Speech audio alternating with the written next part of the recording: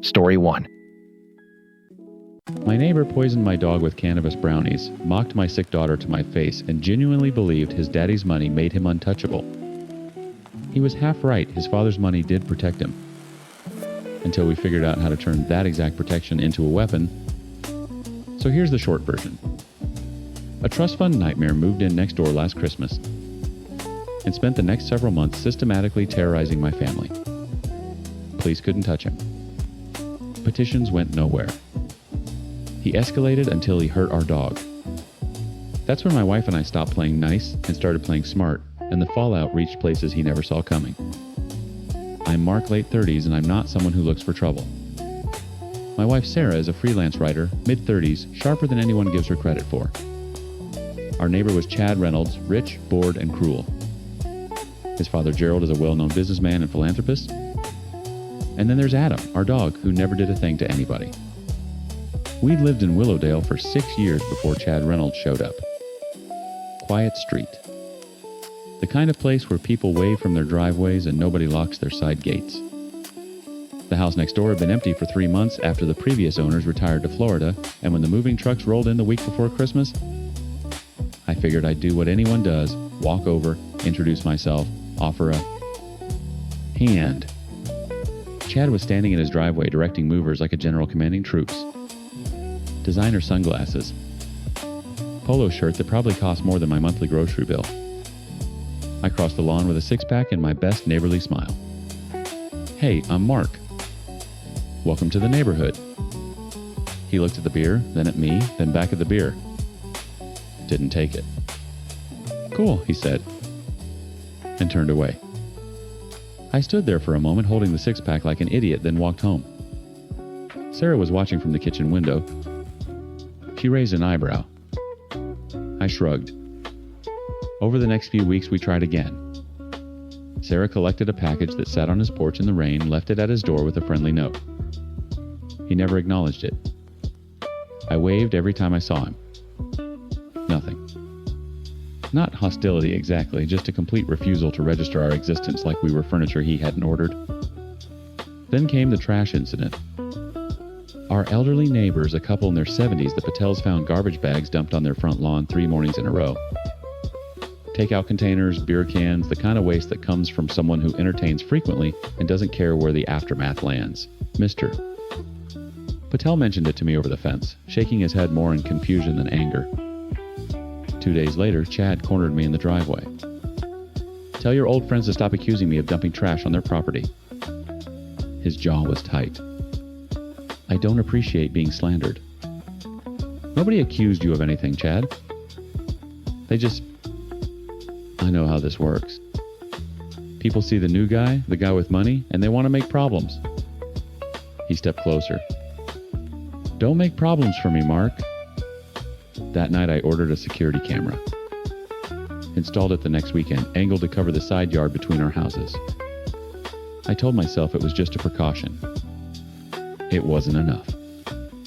February. My daughter Lily, 9 years old, came down with typhoid. 103 fever, couldn't keep food down, spent 3 days in the hospital before we brought her home to recover. She needed rest. Absolute quiet. Doctor's orders. The night we brought her home, Chad threw a party. Not a casual get-together. A full-scale event. Bass thumping through our walls at 11 p.m. I could feel it in my daughter's bedroom floor. She was crying not from the noise, but from the headache the noise created, pressing her palms against her temples while Sarah held her. I went over. Knocked on Chad's door. He opened it with a drink in his hand, music blasting behind him, and a grin that told me he already knew why I was there. My daughter's seriously ill. She just got out of the hospital. Could you please turn it down? He leaned against the doorframe. It's a weekend, Mark. She has typhoid. She can't. Why do people like you even have kids? He said it casually, like commenting on the weather. If you can't handle basic life, maybe don't reproduce. My hands balled into fists at my sides. Every muscle in my body screamed at me to swing. I didn't. I called the police instead. They came. They talked to Chad. He turned on the charm, offered them water, laughed about a misunderstanding between neighbors. They left. The music dipped for 20 minutes, then climbed right back. Lily didn't sleep until 4 a.m. March. Sarah had been building her freelance career for 2 years, and she'd finally landed a major client, a marketing firm that wanted a long-term content contract. The introductory Zoom call was scheduled for a Tuesday afternoon. She'd prepared for a week. At exactly 1:45 p.m., 15 minutes before her call, a landscaping crew arrived at Chad's property. Not at his backyard. At the strip of land directly outside my home office window where Sarah had set up. Jackhammers, a concrete saw. The kind of noise that makes your teeth vibrate. Sarah tried closing windows. Tried noise-canceling headphones. Tried moving to the bedroom. Nothing worked. The walls shook. She ended up having to go to her friend's house just to attend that call. Arriving flustered and 15 minutes late, apologizing to people she was trying to impress. She got the contract. Barely. But when she came home, she sat at the kitchen table and didn't speak for a long time. Determined not to let Chad get the best of me this time, I decided to take a different approach. I reached out to some of the other neighbors who had been equally affected by his behavior. We formed a collective complaint, including a petition signed by all the affected households. We hoped that the combined voices of our community would finally make a difference. With our collective complaint in hand, we presented it to the local authorities, hoping that they would take the matter more seriously this time. It was a small victory when they assured us that they would investigate the noise disturbance and Chad's disregard for the peace and safety of the neighborhood. Although it was too early to say whether this would bring about any real change, we felt heard. Weeks passed. The investigation amounted to a single warning letter. Chad framed it and hung it on his porch where we could all see it. April. A windstorm knocked debris from our yard onto Chad's patio furniture. Branches leaves a section of old lattice. I cleaned it up the next morning, but he'd already seen it. You're gonna pay to replace that chair cushion. It was wind, Chad. An act of God. Then God owes me $400, and since he's not here, you'll do. I'm not paying for weather damage. Something shifted in his face. The amusement drained out. What replaced it was colder. You'll regret that. 3 days later, I came home from work, and Adam didn't greet me at the door. I found him in the backyard, lying on his side, panting, pupils blown, wide legs twitching. Sarah was already on the phone with the emergency vet, her voice cracking. Lily was standing at the back door, frozen. We rushed him in. The vet ran tests. Cannabis toxicity. Someone had fed him edibles, chocolate brownies laced with enough THC to seriously hurt a 60-pound dog. I knew. But knowing isn't proof. That night, after Adam was stabilized and sleeping at the vet's office, I sat in the dark and pulled up the security camera footage. And there it was. Clear as daylight. Chad Reynolds leaning over our fence at 2:17 p.m., tossing something into our yard. Adam trotting over, eating it. I watched it 3 times. My hands were shaking. Not from anger anymore. From something quieter. Something that had finished calculating. I showed Sarah. She watched it once, set the phone down, and looked at me with an expression I'd never seen on her face before. His father, she said. I know exactly what to do. Sarah had been researching Chad for weeks. Not casually, the way she researches everything with spreadsheets and browser tabs, and the quiet intensity that made her so good at content strategy. I didn't know it until that night, sitting in the kitchen with Adam's vet bill on the counter and the security footage burned into my retinas. Gerald Reynolds, she said, turning her laptop toward me. Chad's father. Real estate development, 2 commercial plazas, sits on the board of 3 nonprofits. The Willowdale Youth Foundation, the Regional Arts Council, children's hospital charity? She scrolled. He gave the keynote at a philanthropy gala last October. His entire brand is community stewardship. And Chad. Trust fund. No job title I can find. His house was purchased through a family LLC. She paused. Gerald Reynolds has spent 30 years building a reputation. His son is a liability he doesn't know about yet. I stared at the screen. Gerald's face smiled back from a charity website. Silver hair tailored suit, the kind of man who shakes hands with mayors. What are you thinking? Sarah closed the laptop. I'm thinking that Chad doesn't care about fines, warnings, or police visits because none of it touches the thing that actually protects him. His father's name. His father's money. His father's circle. She met my eyes. So we stopped talking to Chad. We talked to the circle. It took 2 weeks to build. Sarah created a Willowdale Community Watch page. Nothing aggressive, nothing defamatory, just a neighborhood social media group. She invited every household on the street. The Patels joined. The family across the road. Even people 3 blocks over who'd heard rumors. Then she started posting.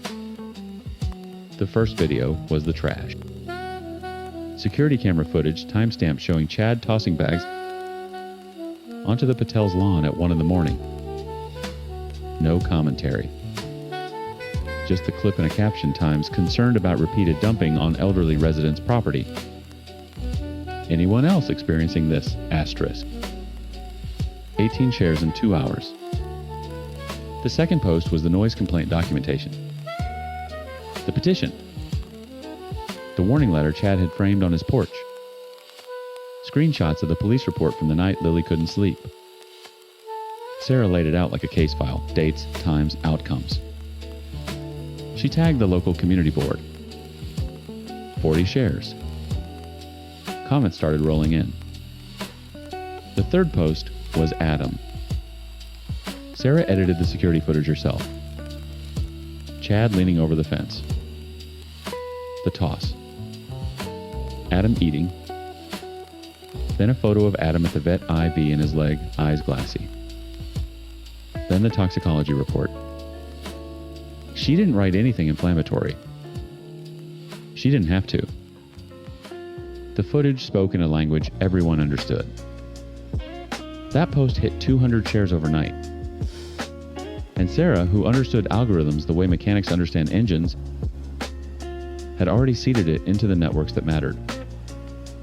She tagged Gerald's business page, his nonprofit affiliations, the Philanthropy Gala's event page. Not Chad. Gerald. Every tag was a thread connecting father-to-son reputation to reality. By Thursday, Gerald's business rivals had found it. A competing developer shared the video with the comment times. This is the family behind Reynolds Community Properties. Interesting definition of community. Asterisk. By Friday, the Willowdale Youth Foundation issued a statement distancing itself from individuals whose conduct contradicts our values. They didn't name Gerald. They didn't have to. Saturday morning, 8 a.m. Chad was at our door. I opened it with my phone already recording. Sarah stood behind me, live streaming to the community page. Take it down. His face was blotched, red veins visible at his temples. Take all of it down, right now. Take what down, Chad? You know what? My father called me at 6 a.m. 6. Because of your little... He jabbed a finger at Sarah. Your wife's little project. Everything on that page is documented fact. Security camera footage. Police reports. A veterinary toxicology report. I kept my voice flat. Which part would you like us to retract? You think you're clever. You think this. He stepped forward. I didn't move. I will bury you. I will make your life. You're on a live stream right now, Chad. He froze. Looked at Sarah's phone. The red dot. The viewer count climbing. His mouth opened. Closed. He looked like a man who'd reached for a weapon and found his holster empty. He left without another word. The live stream got 300 views before Sarah took it down that evening.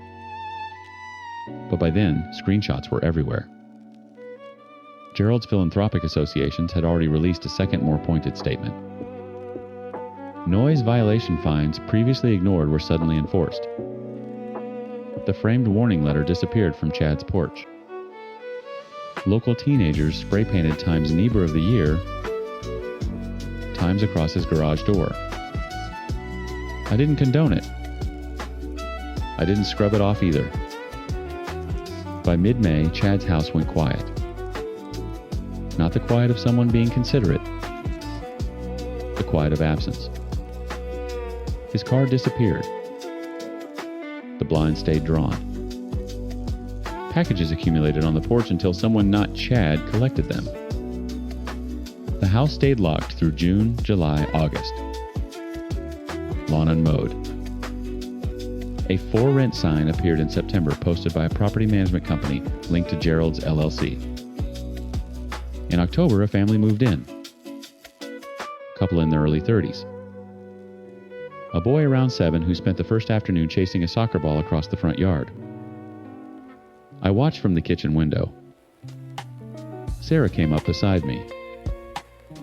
"You going over?" She nodded. Understood. A week later, the father caught me checking the mail. "Hey, I'm David. We just moved in. Mark." I shook his hand. "Welcome to Willowdale." He smiled. I smiled back. And that was enough. Adam healed fully. He still won't eat brownies, which the vet says is actually a sign of intelligence. Lily started 5th grade without incident. Sarah's client contract renewed for a second year. And the lesson I carry isn't complicated. Chad believed his father's money made him untouchable. He was half right. Gerald's reputation was the shield. But shields only work when the person holding them doesn't know what you've done. We didn't overpower Chad. We just made sure his father could see him clearly. The rest took care of itself.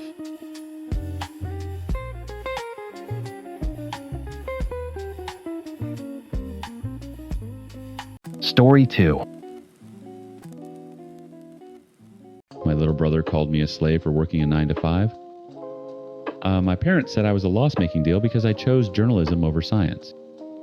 So when his entire tech empire came crashing down in a single morning, I just sipped my coffee and watched. Okay, so here's the deal. My younger brother built this flashy tech company that made him rich practically overnight, and my whole family worshipped the ground he walked on while treating me like the family disappointment. What none of them knew was that my boring loser journalism job would hand me the exact assignment that would unravel everything he'd built, and I didn't even have to break a sweat doing it. Let me introduce everyone. I'm 25 female newspaper researcher. My brother is Jay, 22, self-proclaimed tech genius. My dad, Richard, and my mom, Sunita, are both science professors who basically turned parenting into a performance review. And then there's Margaret, my senior editor, who unknowingly changed everything with one routine assignment. Growing up in the household of 2 science professors sounds impressive, until you realize that every dinner conversation was a peer review and every report card was a grant application. Richard and Sunita didn't ask how your day was. They asked what you'd accomplished. I was a good student. Not extraordinary. Not the kind of kid who made professors gasp. I read constantly, wrote obsessively, and had this quiet, stubborn love for stories for pulling threads until the whole fabric came undone. When I told my parents I wanted to study journalism, my mother's face did this thing where it went completely still, like I'd announced a terminal diagnosis. Journalism, Richard repeated the word flattening in his mouth. You want to write Times articles, asterisk. I was 18. I remember my hands shaking under the table. Jay was 15 then, already coding apps in his bedroom, already being paraded around at faculty dinners like a show pony. My son Richard would say, hand on Jay's shoulder, chest expanding. He's going to change the world. Then he'd glance at me and the silence said everything. The favoritism wasn't subtle. It was architectural. Jay got a new laptop every year. I got lectures about ROI on my tuition. Jay's achievements were framed and mounted in the hallway. My first published article, a real actual byline in a real actual newspaper, sat on the kitchen counter for 2 days before Sunita used it as a coaster for her chai. I moved out at 22. Got a researcher position at a mid-sized newspaper. The pay was modest, the hours were long, and the work was meticulous. Cross-referencing databases, verifying sources, building the scaffolding that held investigative pieces together. I loved it the way you love something that loves you back quietly. Jay, meanwhile, exploded. At 20, he launched a tech company. At 21, he had an office with exposed brick and a cappuccino machine that cost more than my car. He posted Instagram stories from rooftop bars, leased a BMW, moved into a sleek downtown apartment with his business partner. The details were always vague: tech solutions, digital infrastructure, disrupting legacy systems, but the money was loud and specific. My parents lost their minds with pride. Jay closed another round of funding, Sunita would tell me on our bi-weekly calls, her voice humming. 300,000. Can you imagine? I could imagine, I just couldn't verify. The comments started small. Jay calling 9-to-5 workers wage slaves at Thanksgiving. Richard nodding along like it was philosophy. Then, they got sharper. Jay started texting me directly screenshots of his bank balance with laughing emojis, links to articles about dying newspapers with captions like "Times your industry, LOL, asterisk." I stopped responding. He escalated. Then came the ambush. It was a Tuesday. I'd just gotten home from a 12-hour shift, my eyes burning from screen fatigue when I heard knocking. Not polite knocking. The kind that says, "Times we've been discussing you in the car. Asterisk." Richard and Sunita stood in my doorway. My mother was holding a Tupperware of Dal, which was her way of disguising an intervention as care. "We need to talk about your future," Richard said, walking past me without being invited in. They sat on my couch, times my Times couch and times my Times apartment that Times I Times paid for, and told me I needed to quit my job. "Just call Jay," Sunita said, her hands clasped like she was praying. "He's hiring. He'll find something for you. Something Times real asterisks." My throat closed. "My job is real." "Sweetheart, you're 25, and you make less than his intern." She said it gently, which made it worse. Richard pulled out his phone. "I'll call him now. We'll sort this out." "Dad, I don't want..." He was already dialing. Speakerphone. Jay's voice filled my living room, bright and careless. "What's up?" "Jay Beta, your sister needs guidance. We think she should come work with..." Jay laughed. Not a chuckle. A full theatrical laugh. "Work with Times, me Times, doing what she can't code. She can't sell. She writes little articles nobody reads." My fingernails dug into my palm so hard I felt skin break. "Jay," I started. "Sis, no offense, but you're a loser. I'm not running a charity." I looked at my parents. Waiting. Waiting for the correction, the pushback, the basic parental reflex of "Times don't talk to your sister like that." Asterisk. Richard cleared his throat. "He has a point. You're a loss-making deal right now. We invested in your education, and..." I stopped hearing words. Just sounds. My mother nodding. My father's mouth moving. Jay's tinny voice still going on, the speakers, something about hustle and mindset. They left an hour later. The doll sat untouched on my counter. I sat on the kitchen floor for a long time. 3 weeks later, Margaret dropped a folder on my desk. New assignment. I'm covering a piece on the growing fraudulent tech companies in the US.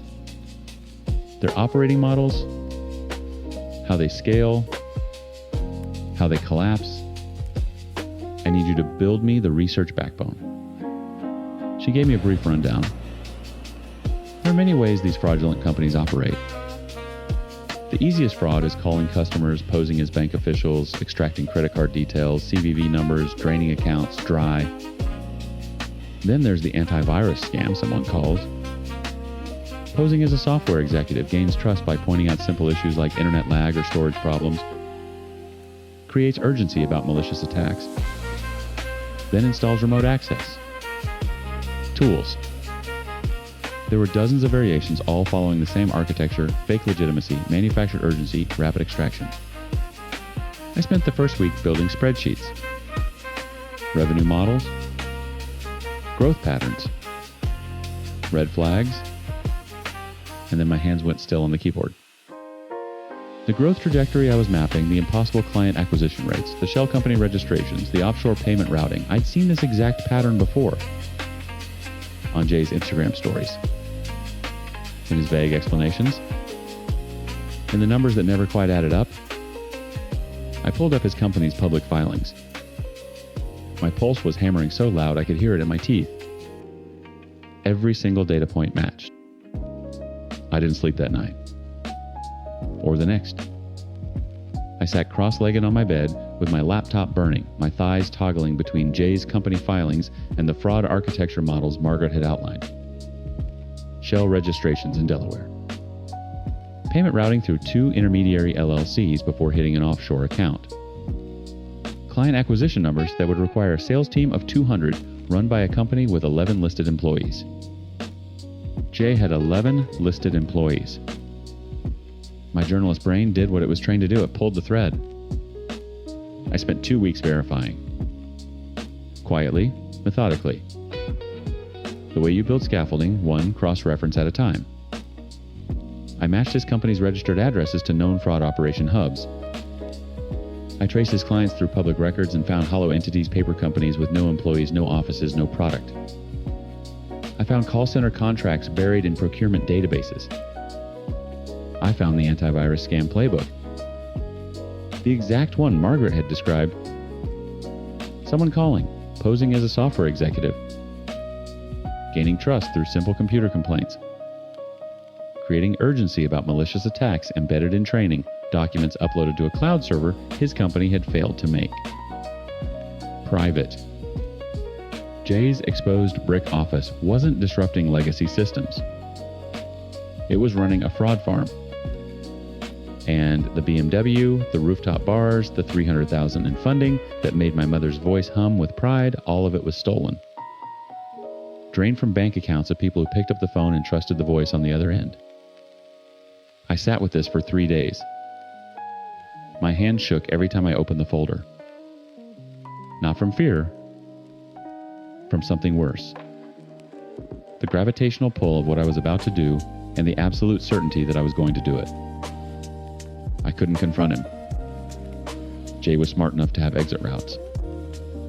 I'd found flight itineraries in the cloud server, open-ended tickets to Dubai purchased 6 months ago. He and his business partner had a contingency. The moment anyone got close, they'd vanish. So I didn't get close. I got surgical. I called Sunita on a Saturday morning, my voice light and steady. I've been thinking about what you and Dad said. You're right. I need to try harder with Jay. I want to throw him a surprise birthday party at his apartment. Something small. Just family. The silence on the other end was so shocked it was almost funny. Really, Sunita whispered.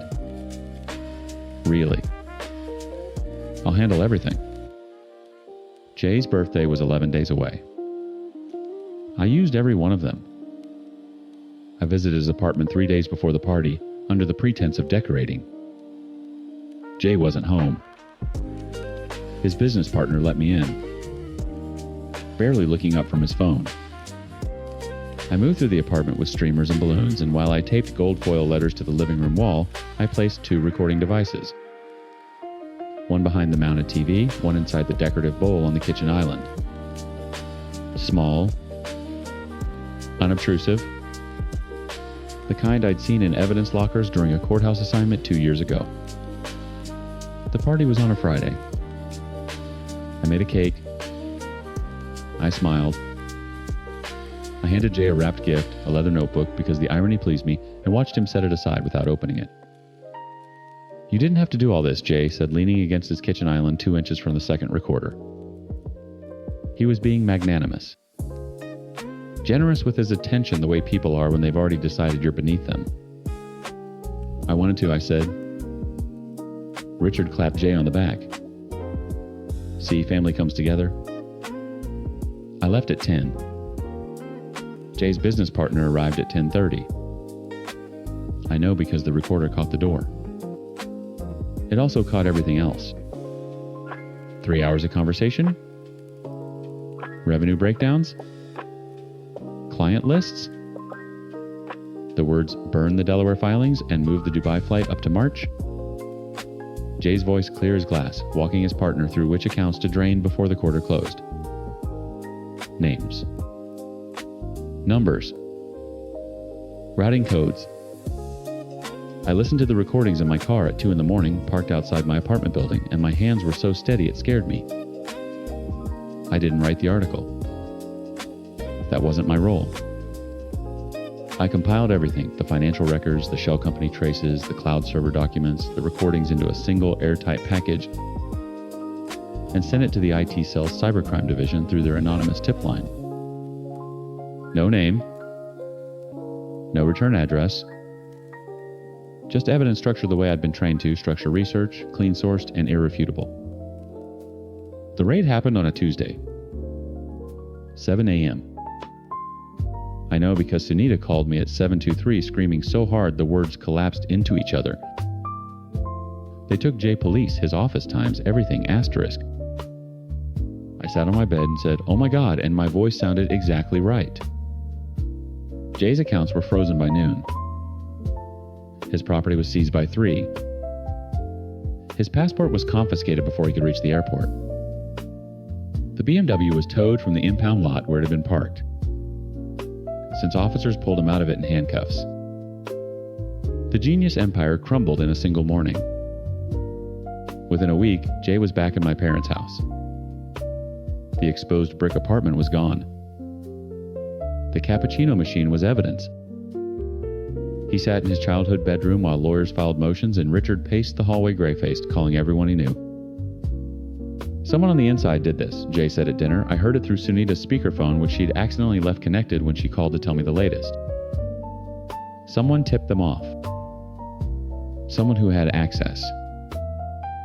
"Who would do that?" Richard muttered. "Someone jealous," Jay said. "Someone who couldn't stand watching me win." Sunita called me the next day. "You know Jay's in trouble." I heard. The family needs to come together, not fall apart. Not be times jealous, asterisk. I held the phone away from my face and breathed. "I'm not jealous, Mom." "I know, sweetheart. I'm just saying." She wasn't just saying. She was accusing. Even now, even with her son's mugshot in a police database, the shrapnel was aimed at me. I let it land. I'd learned to let things land. Margaret called me into her office on a Thursday, 3 weeks after the raid. "Your research on the fraud piece was exceptional. Best structural work I've seen in 5 years." She leaned back in her chair. "We're giving you a column. Your own byline. Investigative focus." My throat tightened. "Are you serious?" "You earned it. Every cross-reference, every source chain, that's not researcher work anymore. That's journalist work." I walked out of her office and stood in the hallway for a full minute, my back against the wall, my eyes burning. That evening, I drove past my parents' house. Jay's BMW was gone, obviously. Richard's car sat in the driveway next to Sunita's. The hallway light was on the one that illuminated Jay's framed achievements. I kept driving. My phone buzzed. A text from a cousin I hadn't heard from in 2 years. Times heard about your new column. Always knew you'd make it. Asterisk. I almost laughed. The loser hadn't needed to code a single line. Hadn't needed to hustle or disrupt or scale. She just needed to do her job, slowly, carefully. The way you pull a thread until the whole fabric comes undone. And it did.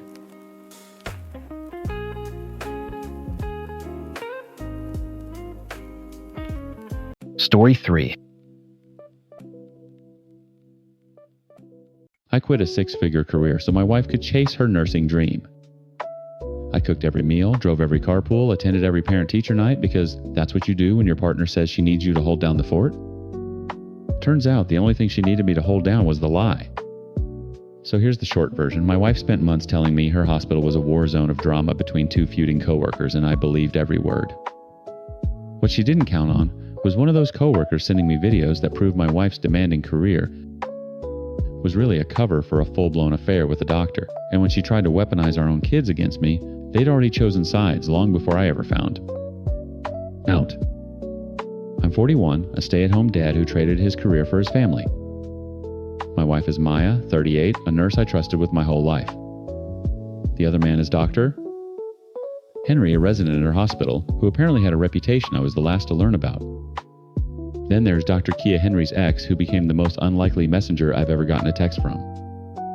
My best friend Marcus tried to warn me with a joke that wasn't really a joke. And my 3 kids, my 1 2-year-old son, and my 1 0-year-old twin daughters, they saw everything before I did. They just loved me enough to wait until I was ready. Part 1, the catalyst and the escalation. The first thing that changed was the perfume. Maya had worn the same vanilla body spray since nursing school. Cheap, reliable, something she grabbed at CVS without thinking. Then one Tuesday in March, she came home, smelling like bergamot and sandalwood, something dark and deliberate. I noticed it when she leaned past me to grab a water bottle. I didn't say anything. You don't interrogate your wife over perfume. You file it somewhere in the back of your skull and keep seasoning the chicken. But things kept filing. She started buying clothes on her lunch breaks, not scrubs, not the comfortable leggings she lived in on days off. Fitted dresses, a leather jacket, heels that clicked on her kitchen tile like a stranger walking through my house. She'd try them on in the bathroom mirror with the door mostly closed, turning sideways, sucking in her stomach, doing that thing with her lips women do when they're imagining someone else seeing them. Her phone moved to her pocket. It had always lived on the kitchen counter, face up, ringer on. Now it was glued to her hand, tilted at angles I couldn't read, buzzing with notifications she'd glance at and then kill with her thumb. She started sleeping with it under her pillow. I know, because I felt it vibrate against the mattress at 1 a.m. one night. And she rolled over so fast to silence it that her elbow caught my ribs. "Work group chat," she muttered. "Go back to sleep." My son noticed before I admitted it to myself. One Saturday morning, Maya left for a half shift wearing mascara and earrings. My boy watched her pull out of the driveway, then looked at me over his cereal bowl. "Mom doesn't wear earrings to work. She says they're an infection risk." I told him she probably had a meeting. He didn't blink. "She's been having a lot of meetings." The twins were quieter about it, but I'd catch them exchanging looks, the private language twins develop that locks everyone else out. When Maya missed their dance recital in April, they didn't cry. They just nodded at each other like a theory had been confirmed. I finally said something in late April. Gently. The way you approach a conversation you're terrified of. "You seem different lately." Distracted? The kids are noticing? Maya's face cycled through 3 expressions in 2 seconds, surprise, irritation, then something rehearsed and soft. She sat down next to me on the couch and took my hand. "Baby, I'm sorry." Work has been a nightmare. She told me about two co-workers, Dr. Henry and Dr. Kia, who'd been in a relationship that imploded. Now they were at each other's throats on the floor, dragging everyone into it. Kia was jealous and vindictive. Henry was arrogant and retaliatory. Maya was caught in the middle, stressed beyond belief, and she was sorry if it was bleeding into home life. She kissed my forehead, made love to me that night for the first time in 3 weeks. I bought it. Every syllable. The oscillations started after that. Warm Maya would surface for 4 or 5 days after any confrontation, cooking with me, playing with the kids, leaving her phone on the counter like a peace offering. Then she'd drift. The phone would migrate back to her pocket. The late shifts would multiply. Cold Maya would return wearing that perfume, texting under the dinner table, laughing at something on her screen she never shared. Then came the nights out with Kia. We're actually becoming close, Maya told me, pouring wine into a travel tumbler. She's going through it, and honestly, girl time helps me decompress too. Every Thursday. Sometimes Saturdays. She'd come home loose and flushed, smelling like bar air, and something else I couldn't name. I asked Marcus about it once, half joking during a basketball game at his place. He didn't laugh. Brother, you sure she's not seeing someone more handsome? I threw a chip at him. Come on. He held his hands up. I'm just saying. My cousin's wife pulled the exact same playbook. Girls' nights. New wardrobe. Phone on lockdown. He looked at me with something I didn't want to identify as pity. Just pay attention. In June, Maya announced a training trip to Denver. 3 days. The hospital was sending a small group for a critical care certification update. I'll drive myself to the airport. You've got the kids. I can drop you off. It's no trouble. Babe, it's a 5 a.m. flight. Don't wake the kids for that. She packed a suitcase that included the leather jacket and the heels. I watched her zip it shut and felt something cold settle in my chest. She was gone for 3 days. Her phone went to voicemail twice on the second night. She texted back an hour later, times, sorry, sessions ran late, exhausted. Love you. Asterisk. She came home at 11 p.m. on the third day. Not from the airport, from the wrong direction. I didn't say anything. She showered immediately. I didn't say anything about that either. But the next morning, I drove to the hospital. I told the front desk receptionist I was Maya's husband, that I wanted to drop off a surprise lunch for her return from Denver. The receptionist frowned and typed something into her computer. Maya wasn't on any training trip. She's been on personal leave since Tuesday. The floor tilted. I thanked her. I drove home. I sat in the driveway for 40 minutes with the engine running. That night, I asked Maya how Denver was. She described the sessions, the hotel, the bad conference, coffee details. So specific they felt scripted.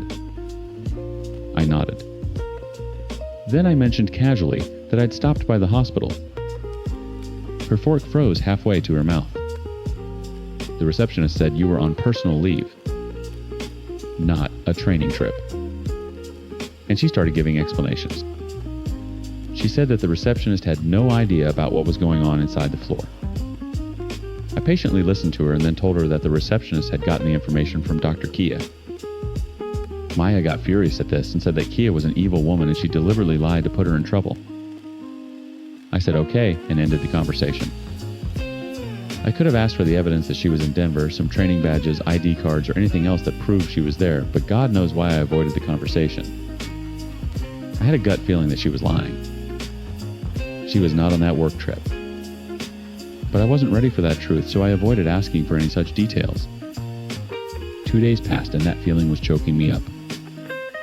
I regretted every second of silence. I regretted the way I'd said okay, like a man swallowing a razor blade and calling it dinner. On the third day, my phone buzzed with an unknown number. Asterisk. Hi. This is Dr. Kia. I work with your wife. I'm sorry to contact you like this, but there are things you need to see. I have videos.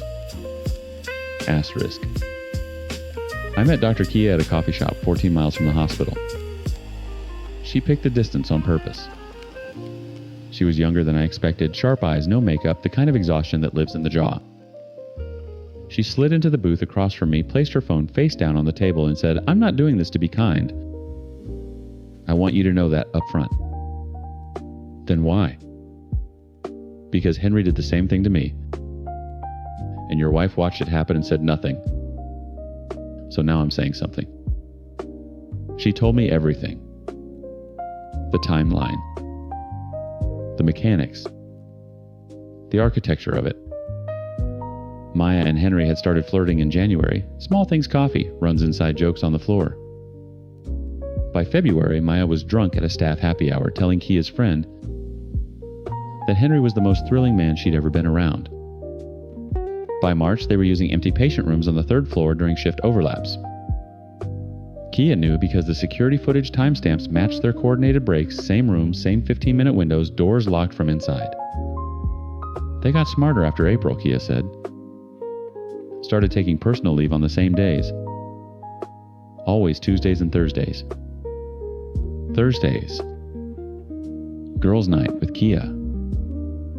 My hands were flat on the table. I could feel my heartbeat in my fingertips. Denver, I asked. There was no Denver. Kia unlocked her phone. They checked into the Marriott on Elm, 2 nights, 1 room. She showed me the videos. 2 of them. The first was security footage from the hospital hallway of Maya and Henry, disappearing into room 314, his hand on the small of her back, her looking both ways first like a teenager sneaking out.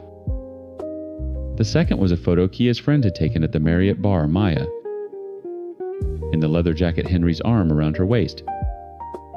Both of them laughing with their faces close enough to share breath. I stared at the photo until the edges blurred. She told me you were evil, I said quietly. That you were lying to destroy her. Kia laughed short, bitter, the kind that comes out when crying isn't available. Of course she did. I drove home with the windows down because the car felt too small for my body. I parked. I walked inside. Maya was folding laundry on the couch watching a cooking show, looking so ordinary it made my teeth ache. We need to talk. She looked up. Read my face. Set down a pillowcase. I spoke with Kia. Baby. I saw the videos. The room changed temperature. Maya's mouth opened, closed, opened again. Her hands moved to her lap and gripped each other like 2 people drowning.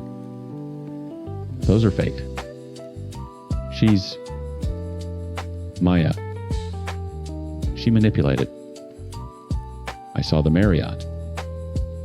I saw room 314. I saw his hand on your back. Silence.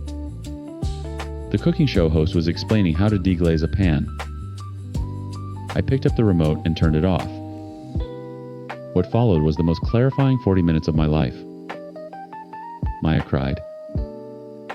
Then she confessed. Then she rewrote the confession. Then she confessed again. It had been going on since February. 5 months. The Denver trip was 2 days in a hotel room that she described with breathtaking audacity as breakup sex. I was ending it. That trip was me ending it. You spent 2 days in a hotel room to end it. It's complicated. It's not. He made the first move. You need to understand that. Henry pursued times me asterisk. I didn't know what I was missing, and he... What you were times missing asterisk. She heard it. She heard what she'd said. Her hand flew to her mouth like she could push the words back in. That's not what I quit my job for this family. I cook every meal. I drive every carpool. I show up to every recital you skip. My voice was quiet. That scared her more than yelling would have. And you didn't know what you were times missing, asterisks? I slept in the guest room. The next morning, I called my attorney. The divorce papers arrived on a Friday. Maya stared at them on the kitchen island like they were a diagnosis. You can't do this. Think about the kids. I am thinking about the kids. They need their mother. They need a parent who shows up. They've had one. She played her last card that Sunday. I came home from grocery shopping to find all 3 children sitting on the couch in a row, Maya standing behind them with red eyes and a trembling chin. Daddy, my son started his voice mechanical. We want you to stay together. We want to be a... My youngest daughter tugged his sleeve. He stopped. She looked at me with those enormous brown eyes and said, Mom told us to say that. She practiced it with us in the car. Maya's face collapsed. My son exhaled like he'd been holding his breath for months. Dad, we already talked about this. Just us. We want to live with you. We voted, his twin sister added. It was 3-0. I looked at Maya. She had nothing left. No allies, no alibis, no audience willing to believe her. The divorce was finalized in 11 weeks. Maya didn't fight for custody, not after I told her calmly, privately, that if she contested anything, the videos would reach both families. She signed everything. I kept the house full custody, no alimony. She moved into an apartment across town. The kids visit her on holidays. They're polite about it. They pack overnight bags and go without complaint, and they come home the next day and exhale the same way my son did on that couch, like they've been holding something tight and can finally let go. My boy asked me once if I was angry at their mom. I thought about it honestly. I was. Now I'm just tired. He nodded. That's kind of the same thing, Dad. He's 12. He shouldn't be that smart. But someone raised him right, and it wasn't the woman who practiced apology scripts in the car with children she called grown-ups who can take care of themselves. Marcus came over last week with beer and basketball. Halfway through the second quarter, he looked at me sideways. You good? I thought about the bergamot perfume, the leather jacket, the fork frozen halfway to her mouth. I thought about my daughter pulling her brother's sleeve. 3-0. Yeah, I said. I'm good. And for the first time in a long time, I wasn't lying.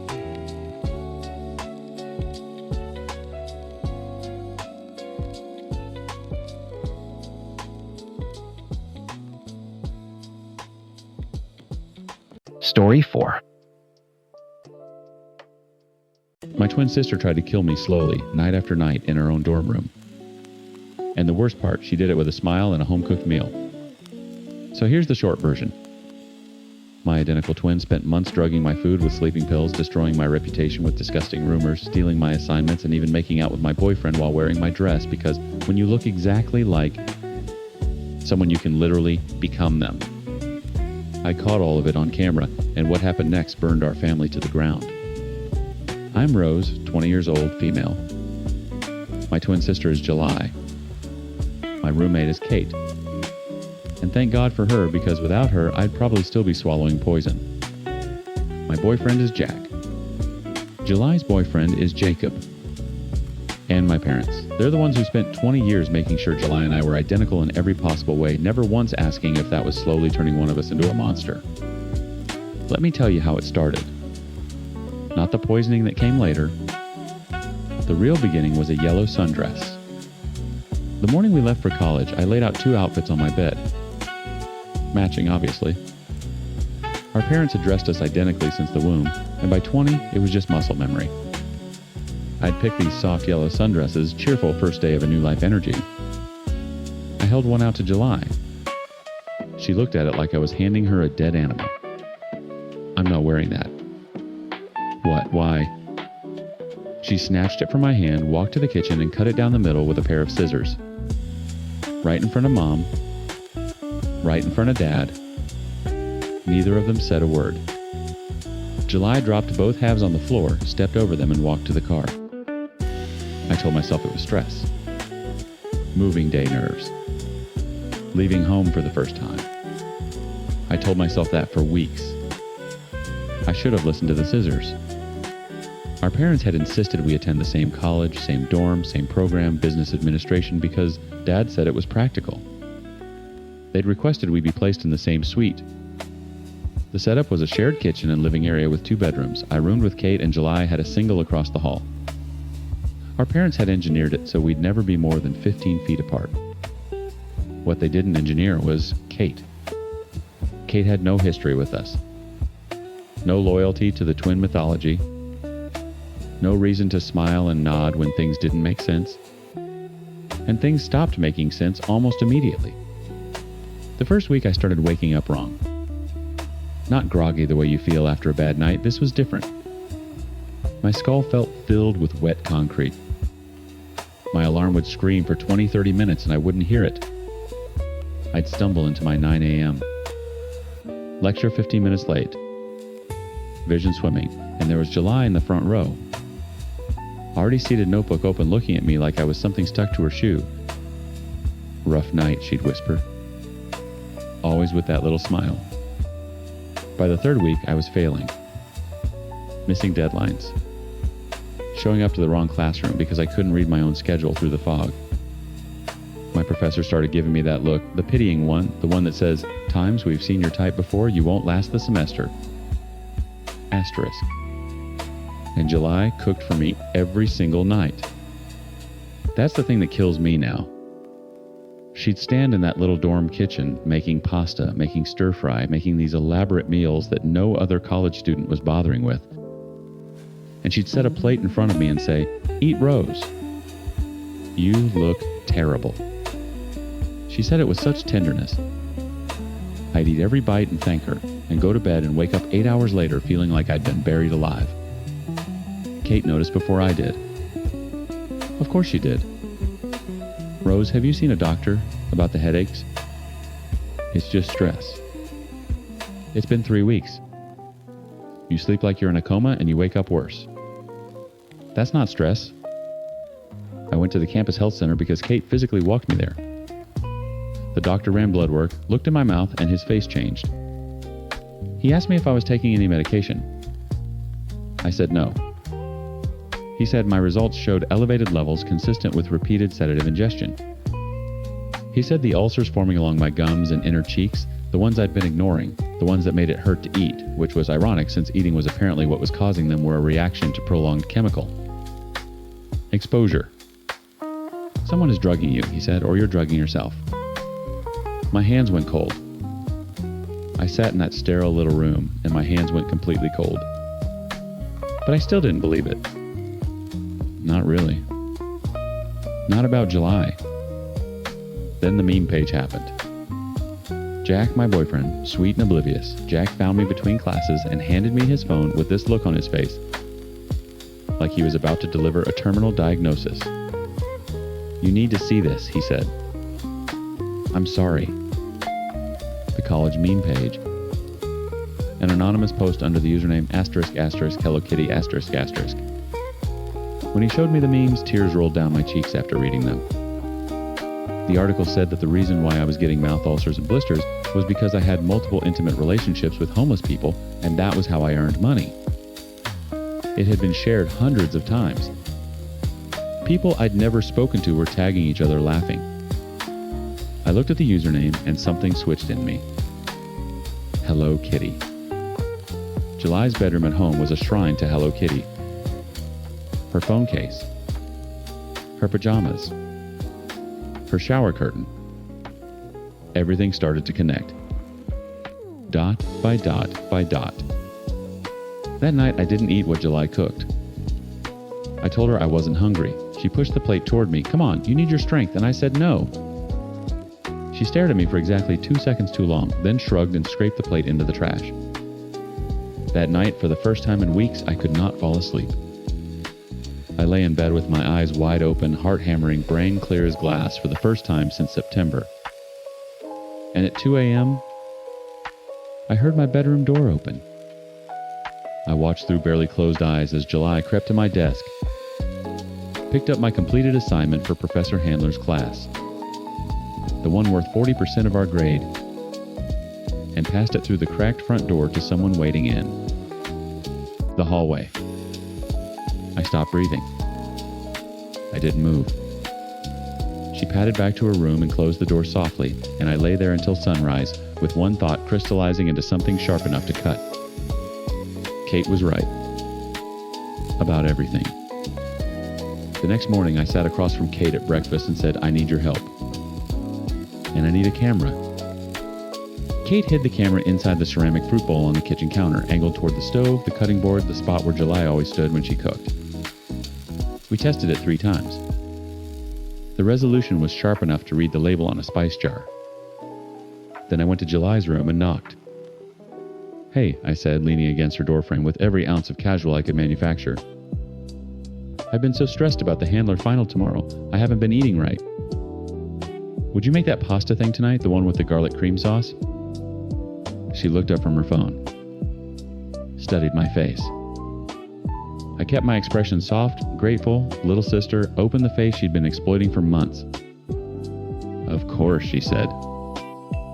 "You do look terrible." There it was. That tenderness. That poison dressed in love. Kate and I sat in Kate's bedroom with the door cracked, listening. We heard the pot fill with water. The click of the burner. July humming. Actually humming while she cooked. Then a pause. A cabinet opening. A different sound, not a jar lid, not a spice cap. The quiet, deliberate crack of a pill being broken. Kate grabbed my wrist. I grabbed hers back. We didn't breathe. 20 minutes later, July knocked on my door. Dinner rose. I came out. I sat down. The plate was beautiful golden pasta, fresh parsley, parmesan curled on top like little ribbons. She sat across from me and watched me eat with this expression I can only describe as satisfied. Like a gardener watching something she planted finally bloom. I took 3 bites. Then I pushed the plate away and said I was full. "You barely touched it." Nervous stomach. The exam. She shrugged. Scraped my plate. Went to her room. Kate retrieved the camera at midnight. We watched the footage on her laptop with the brightness turned low, huddled together on her bed like children watching something they weren't supposed to see. And there it was, my twin sister, my identical face, my same hands, crushing a white pill with the back of a spoon and stirring it into the cream sauce. The footage was so clear you could see the powder dissolve. Kate closed the laptop. I went to the bathroom and threw up the 3 bites I'd eaten. The next evening, I set the table for 2. Kate stayed in her room. When July sat down, I placed my laptop between us and pressed play. For 30 seconds, July didn't move. She watched herself on screen, the crushing, the stirring, the careful dissolution, and her face did something I'd never seen it do. It collapsed. Not into guilt. Into exposure. Rose. How long? It's not what you... How times? Long times July. She pressed her palms flat on the table. Since the first week. The room tilted. I gripped the edge of the table because my body had gone weightless in the worst possible way. Since the first week. Every headache. Every failed quiz. Every morning, I couldn't claw my way out of sleep. Every ulcer blooming inside my mouth like something rotting. Since the first times week asterisk. And she told me she never wanted business school. She wanted art, painting, sculpture, the things our parents called hobbies. She said they'd stapled her to me since birth, dressed her in my clothes, enrolled her in my programs, introduced her as Rose's twin like she was an accessory. She said she'd been screaming inside for years, and no one heard her. So you poisoned me. I wanted you to fail. I wanted them to see that their perfect plan doesn't work. That I'm not times you, asterisk. You could have times talked times to me. You could have told Mom and Dad. They don't listen. They've never listened. You were always the original and I was always the copy, and I'm times done, asterisk. You gave me sleeping pills every night for 2 months. The doctor said my liver. My voice cracked. You wrote that I slept with homeless people. You stole my assignment. You, July, I'm barely able to breathe around you. All I wanted was to expose what you've been doing, and even now you're making yourself the victim. She went quiet. I told her to pack her things and move to a different dorm by the weekend. She said fine. She didn't mean it. The party was Kate's idea to attend a celebration after finals. I wore a red dress.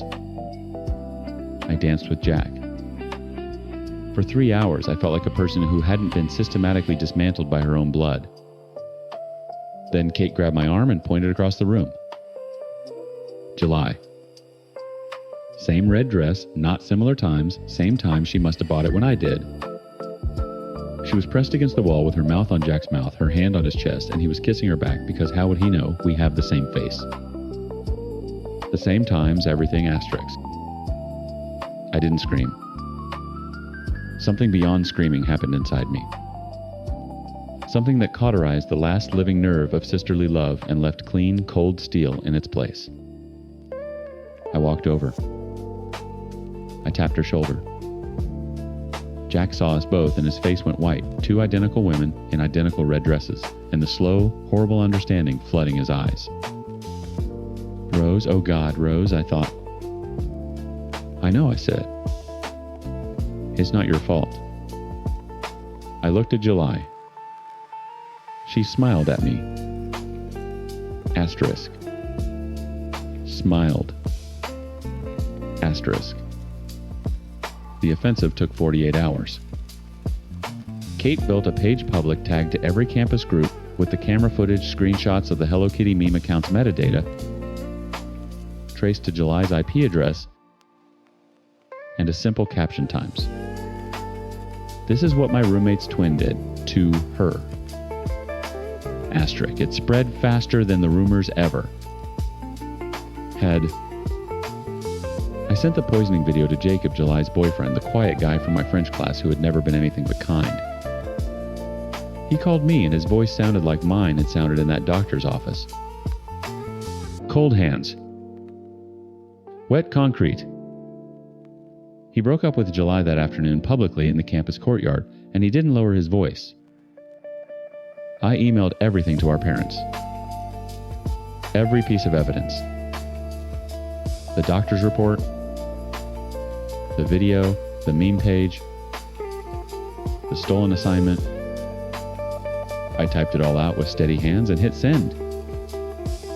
And closed my laptop and sat in silence for a very long time. Mom and Dad arrived on a Tuesday. Mom's eyes were swollen before she walked through the door. Dad looked like he'd aged 10 years in the car ride. July sat on the couch with her arms crossed, cornered from every direction. No boyfriend, no reputation, no shadows left to hide in. When Mom asked her if it was true, July looked directly at me and said, "She's a manipulative witch. She set me up. She's always been the favorite, and she..." Mom slapped her. Open palm sharp enough to echo off the dorm walls. I flinched. Kate flinched. July's head turned with the impact and stayed turned, and for 1 second I saw something flicker across her face that might have been shame. Mom withdrew her from the college that week. July lost the semester. Our parents enrolled her in an art program the following session, the thing she'd wanted all along handed to her on the other side of destruction instead of a conversation. We haven't spoken since.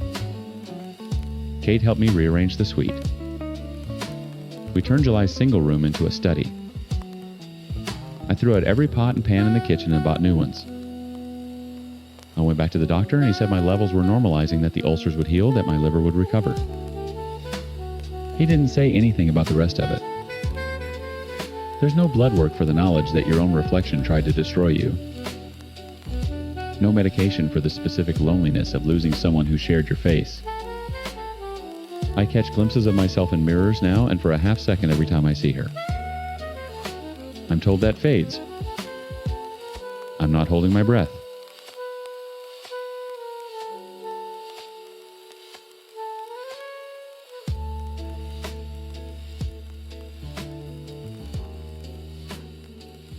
Story 5. My wife slept with my stepdad to steal a mansion she thought he owned. Plot twist, my dead mother left that mansion to me, and the only reason my wife didn't know that is because I lied about it years ago. One stupid lie I told sent this woman crawling into a 60-year-old stranger's bed, destroying everything she had for a house she would have gotten for free just by being a decent human being. So let me break this down for you. I'm a 38-year-old guy just trying to grieve my mother in peace. My wife is Celia, also 38, and I thought I knew her until I really got to know her. Andrew is my stepdad, early 60s, a man I barely had 2 conversations with in my life. And then there's my boy Keith, my best friend, loyal to a fault but absolutely useless when it comes to technology. Now let me take you back to the day everything started unraveling. It was a Tuesday in March when I saw them. I wasn't supposed to be on that road. My usual route to the client site was under construction, so I took the detour through Millbrook, a nothing town 40 minutes from where we lived.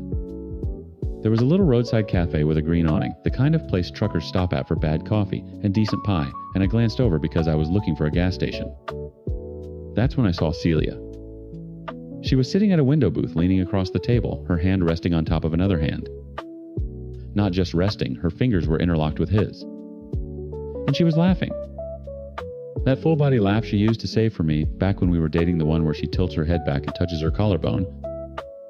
The man across from her was Andrew, my dead mother's husband. I pulled over so fast I nearly clipped a mailbox.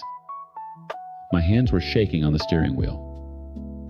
I sat there for maybe 3 minutes, engine running, watching through the cafe window like I was watching a movie about someone else's life. Andrew reached over and tucked a strand of hair behind her ear. Celia leaned into it. I drove away before they could see me. Now let me give you context, because without it this makes no sense. My mother married Andrew about 6 years before she passed.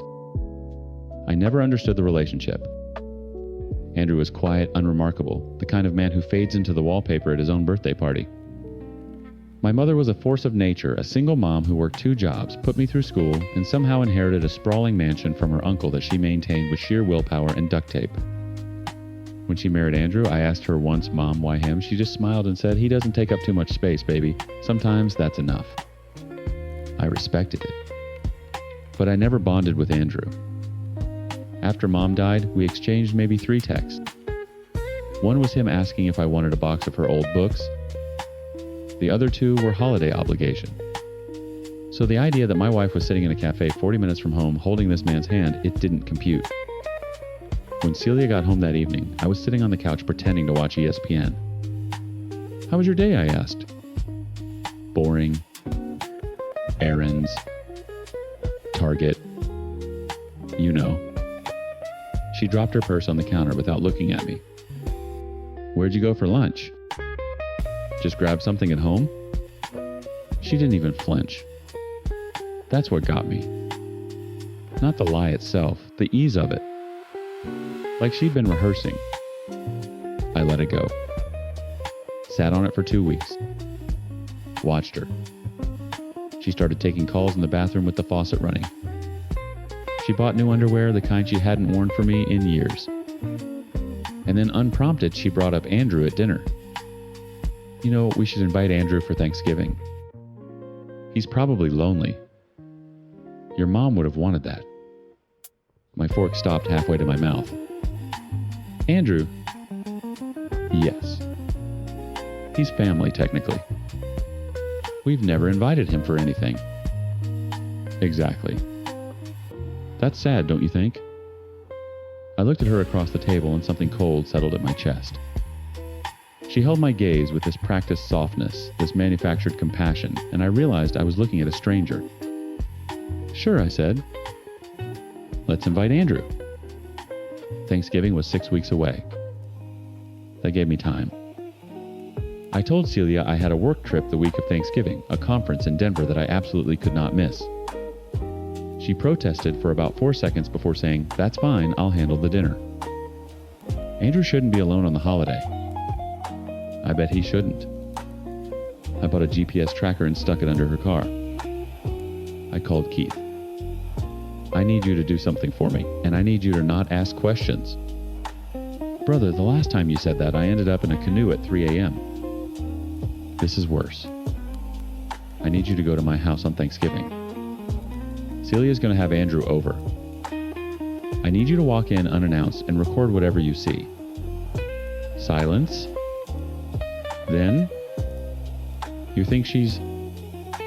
I don't think. I know. I just need proof. Keith showed up on Thanksgiving with his phone. God bless that man, he's been my ride or die since 7th grade, but technology is his kryptonite. He walked into my house using the spare key, heard noises from the bedroom, pushed the door open and saw them. Naked. Together. In my bed. He hit record. On himself. 37 seconds of Keith's horrified face in selfie mode audio, of him screaming, "Oh, what? And then the sound of him running into a wall on his way out. No footage of Celia, no footage of Andrew, just Keith's left nostril and the sound of chaos. But I didn't need the video. Keith called me hyperventilating, and the tremor in his voice told me everything. Brother, I saw it. I saw everything. I'm going to need therapy. That was my confirmation. I ghosted Celia for 3 days. Didn't answer calls, didn't respond to texts. Let her marinate in the silence. Then I contacted a divorce lawyer and had papers drawn up. When I finally sat down with Celia in the lawyer's conference room, she didn't cry. She didn't apologize. She leaned back in her chair and said something that made my lawyer's pen stop moving. I did it to protect us. Andrew inherited your mother's wealth. Do you see the complexities in this family dynamics? I stared at her. Someone had to secure that mansion, and you clearly weren't going to do it. So I did what I had to do. I was feeling dizzy with her BS, so I stormed out of the meeting room. I stood in the hallway with my hands on my knees, breathing like I'd sprinted a mile. She slept with him for the house. Not lust. Not loneliness. The mansion. After I came back, my lawyer asked for the details of the conversation. I told him everything. He cracked up for a moment, but he was interested in knowing about the inheritance my mother had left. Here's where it gets complicated, and where my one stupid lie comes back to haunt everyone. My mom had left a house that she had inherited from her uncle. It was a huge mansion, way beyond my means. Interestingly, Celia always had an eye on that mansion. After our marriage, she even insisted that we move into the mansion. I was happy that Celia wanted to move in with my mother, but no, Celia wanted my mom to move out to my apartment, and we took up her mansion. I denied it. It was her house. Why should she leave? Celia said. You're the only son of your mother. That house is going to be yours eventually. That sentence lived in my head for years. When Mom died, the will was clear. The mansion went to me. But I was so disgusted by how eager Celia had always been about that property that I told her it went to Andrew. A throwaway lie. A test, maybe. I wanted to see if she'd grieve my mother or grieve the house. She grieved the house. And apparently she did a lot more than grieve. Now Celia sat across from me in that conference room, smug arms crossed, believing she had leverage. Believing Andrew was her golden ticket. She leaned forward and said the words that made me want to laugh and scream at the same time. Think carefully about this divorce. You're losing a lot more than you realize. I looked at my lawyer. My lawyer looked at me. And for the first time in months, I smiled. I signed the papers that afternoon. My lawyer kept glancing at me like he was waiting for me to hesitate, to waver, to do the thing men do when they still love the woman sitting across the table. But I didn't love the woman sitting across the table. I loved the woman I thought she was 3 years ago, and that woman had never existed. Celia signed too, but she signed like someone humoring a child. Casual. Dismissive. She even smiled at me on her way out, this pitying little curve of her lips that said, "Times you'll regret this." Asterisk. The finalization took 4 weeks. 4 weeks of Celia texting me articles about conscious uncoupling and mature co-separation, as if she were the enlightened one and I was the fool stumbling away from paradise. She never once asked me to reconsider because she loved me. Every attempt was framed around what I was times losing. Asterisk. The day the divorce was finalized, I sat in my car in the courthouse parking lot and pulled out my phone. I stared at Andrew's contact for a long time. The last text between us was from 14 months ago, him asking if I wanted Mom's old books. I typed slowly. Asterisk, Andrew. I thought you should know. Celia didn't pursue you because she was attracted to you. She told me in front of my lawyer that she slept with you to secure my mother's mansion. She believed you inherited it. She was using you to get the house. I'm sorry you got caught up in this. Asterisk. I hit send. Then I added one more line. Asterisk. The mansion was never yours. Mom left it to me. Asterisk. 3 dots appeared. Disappeared. Appeared again. Then nothing. For 20 minutes, nothing. Finally, times I don't understand. Asterisk. Asterisk. She thought you owned the house. She was sleeping with you to get you to sign it over to her or marry her. That was the entire play. Asterisk. No response after that. Not for 2 hours. Then a single text times. She told me you didn't care about me. She said you'd never visit. She said she was the only family I had left. Asterisk. I put the phone down and pressed my palms into my eyes until I saw white. Andrew was 62 years old. A quiet man who didn't take up too much space. And Celia had walked into his loneliness like she was filling a void when really she was just measuring the square footage. That evening, I called Celia. She picked up on the first ring. Finally coming to your senses. I told Andrew. Silence. The kind of silence that has texture, thick, suffocating alive. Told him what? Everything. What you said in the conference room? That you slept with him for the mansion? That it was a transaction? You're lying. I also told him the mansion was never his. More silence. I could hear her breathing change, quicken the way someone breathes when the floor starts tilting. What do you mean it was never his? Mom left it to me, Celia. It was always mine. I told you it went to Andrew because I wanted to see what you'd do. And you showed me. The scream that came through the phone was not a word. It was a sound, guttural, raw, the noise a person makes when they realize they've burned down their own house and they're still standing inside it. Then the words came tumbling over each other. You lied to me. I degraded myself with that. Man, do you understand what I did? I let him, for nothing you, sat there and watched me. No. You sat there and chose. Nobody made you do anything. I did it for us. You did it for a building. She hung up. I sat in the silence of my apartment and felt something I hadn't felt in months. Not joy. Not satisfaction. Just the absence of weight. Like someone had been standing on my chest and finally stepped off. The aftermath was not clean. Celia showed up at my apartment the next morning at 6 a.m., mascara streaked, still in the clothes from the night before. She pounded on the door until my neighbor threatened to call the police. When I opened it, she pushed past me and stood in my kitchen vibrating. "We can fix this. I'll go to counseling. I'll do whatever. We're divorced, Celia." Papers don't mean... They mean exactly what they mean. She showed up at my office 2 days later, then my gym, then the coffee shop where I went every Saturday morning. Each time, the pitch changed. First, it was reconciliation. Then guilt times your mother would be ashamed of you. Asterisk.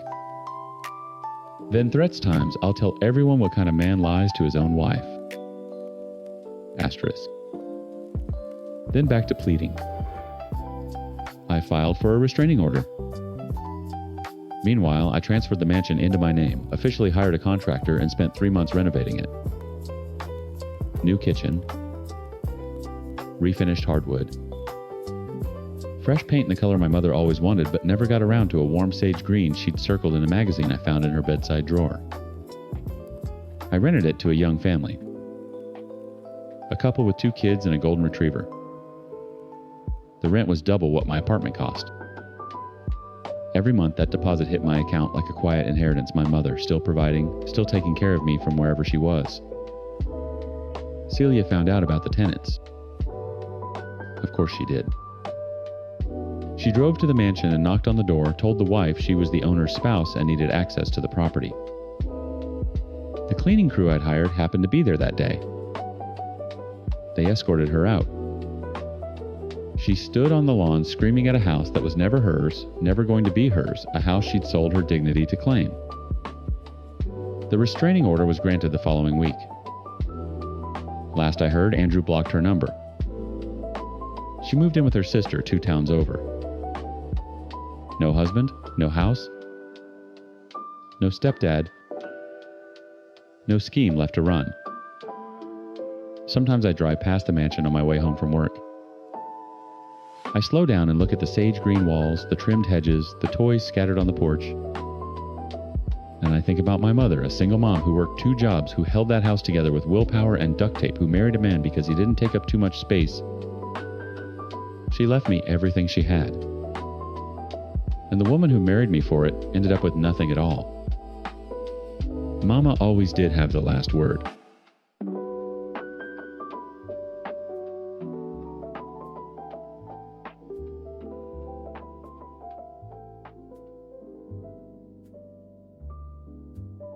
Story 6.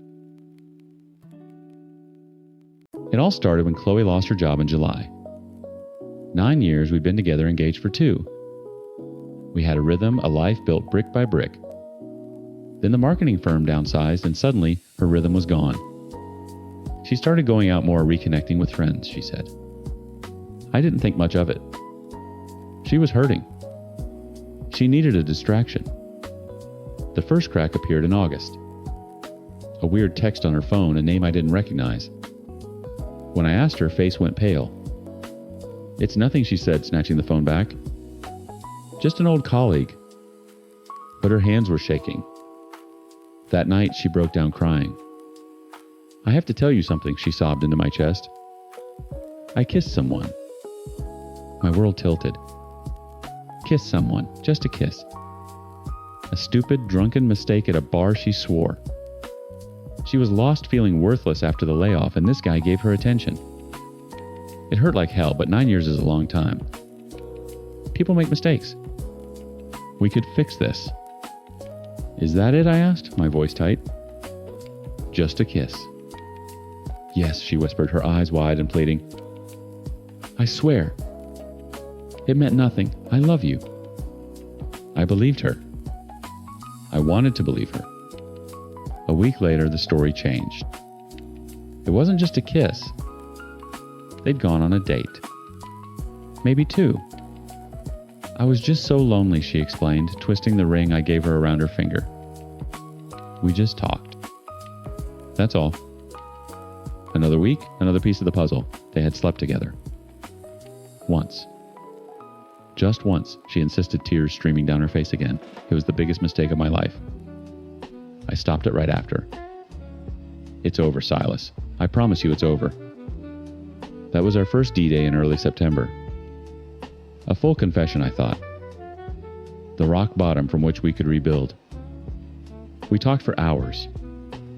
I yelled, I cried, I asked a million questions.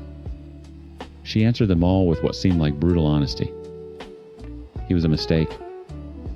A symptom of her depression. She chose me. She chose us. We agreed to marriage counseling. We agreed to a clean slate. For a few weeks, things felt almost normal. She was more attentive, more affectionate. She was trying. I was trying. Then she announced a trip. A solo trip to clear her head. She was going to visit an old college friend in Portugal for a week. I need this, sighed, she said, her hands on my cheeks. To find myself again. To be the woman you deserve when I come back. I was hesitant, but I agreed. It felt like a test of trust. A grand gesture to prove I was all in on fixing us. She sent me pictures from Lisbon, cobblestone streets, beautiful sunsets, smiling selfies of just her. Missing you like crazy, the text read. Can't wait to come home to you. But when she got back, something was still off. A distance I couldn't bridge. She was secretive, with her phone jumping if I walked into the room while she was texting. She started staying late at the library working on her resume, she said. I felt a familiar knot tightening in my gut, but I pushed it down. I was being paranoid. We were healing. The breaking point didn't come from a text message or a suspicious phone call. It came from our shared laptop. I was looking for an old tax return, digging through the folders on the desktop. My mouse hovered over a folder named Summer Fun. I figured it was photos from our trip to the lake in June. I clicked. It wasn't our lake trip. The first things I saw were PDF files, Airbnb receipts.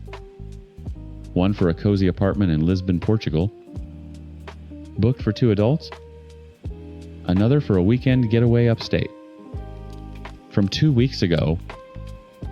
The dates lined up perfectly with her solo trip and a weekend she'd supposedly spent with her sister. My heart started hammering against my ribs. My breath caught in my throat. I clicked on another folder inside this one labeled Pics. There she was. My Chloe. Her arm was slung around another man's shoulder, a stupid grin on his face. They were standing in front of a landmark I recognized from the photos she'd sent me from Portugal. Another picture showed them at a candlelit dinner clinking wine glasses. He was the guy from the text message. The one-time mistake. I kept clicking, my hand trembling. Each photo was a fresh stab to the gut. There they were, hiking upstate, the autumn leaves a brilliant orange behind them. And then I saw it. The one that shattered everything. A selfie dated last Saturday. The day she was supposedly at the library all night. They were in a car, her head on his shoulder, and he was kissing her cheek. She was smiling. A genuine, unguarded, happy smile. The kind she hadn't given me in months. The sadness I'd been drowning in for months vanished. It didn't just fade, it was burned away by a sudden white-hot rage. The trickle of truth wasn't a confession. It was a strategy. A way to manage my reaction to keep me on the hook while she lived a completely separate life. All the tears, the promises, the I choose you speeches, it was all a performance. I stood up from the computer, my body feeling strangely calm, detached. The 9 years we'd built together crumbled into dust in that single moment. There was nothing left to save. There was nothing left to fix. I walked over to the window and stared out at the city lights, the life we were supposed to share. For the first time in months, I wasn't confused or heartbroken. I was just done. I pulled out my phone. My thumb moved with a purpose I hadn't felt in a long time. First, I called my brother. Then my parents. I told them everything. The whole ugly, unvarnished truth. They were shocked, furious, supportive. It was the easiest conversation I'd ever had. After I hung up, I opened a new text message. Her name, Chloe, stared back at me from the screen. I deleted the heart. Then I started to type. I found the folder, Chloe. Come get your things. We're done. I hit send. There was no hesitation, no second guessing. The words looked cold and alien on the screen, but they felt like the first honest thing I'd said in months. Her reply was almost instant. A series of question marks. Then, what folder? See, what's going on? Call me. I ignored it. I walked into our bedroom my time's bedroom, and pulled 2 empty suitcases from the top of the closet. I opened them on the bed and began methodically taking her clothes from the hangers, folding them neatly and placing them inside. The scent of her perfume, a scent that used to feel like home, now smelled like a stranger's. An hour later, I heard her key in the lock. The door opened, and she stepped inside her face, a mask of worried confusion. Silas, what the hell was that text I've been calling you? I didn't look up from packing her drawer of sweaters. It's exactly what it sounds like, I said, my voice flat. The folder on the laptop. Summer fun. Portugal. Last weekend. All of it. I know. Her face went from confused to ghostly white. The performance began immediately. Her eyes welled up, her lower lip trembled. Oh, baby, no. It's not what you think. Let me explain.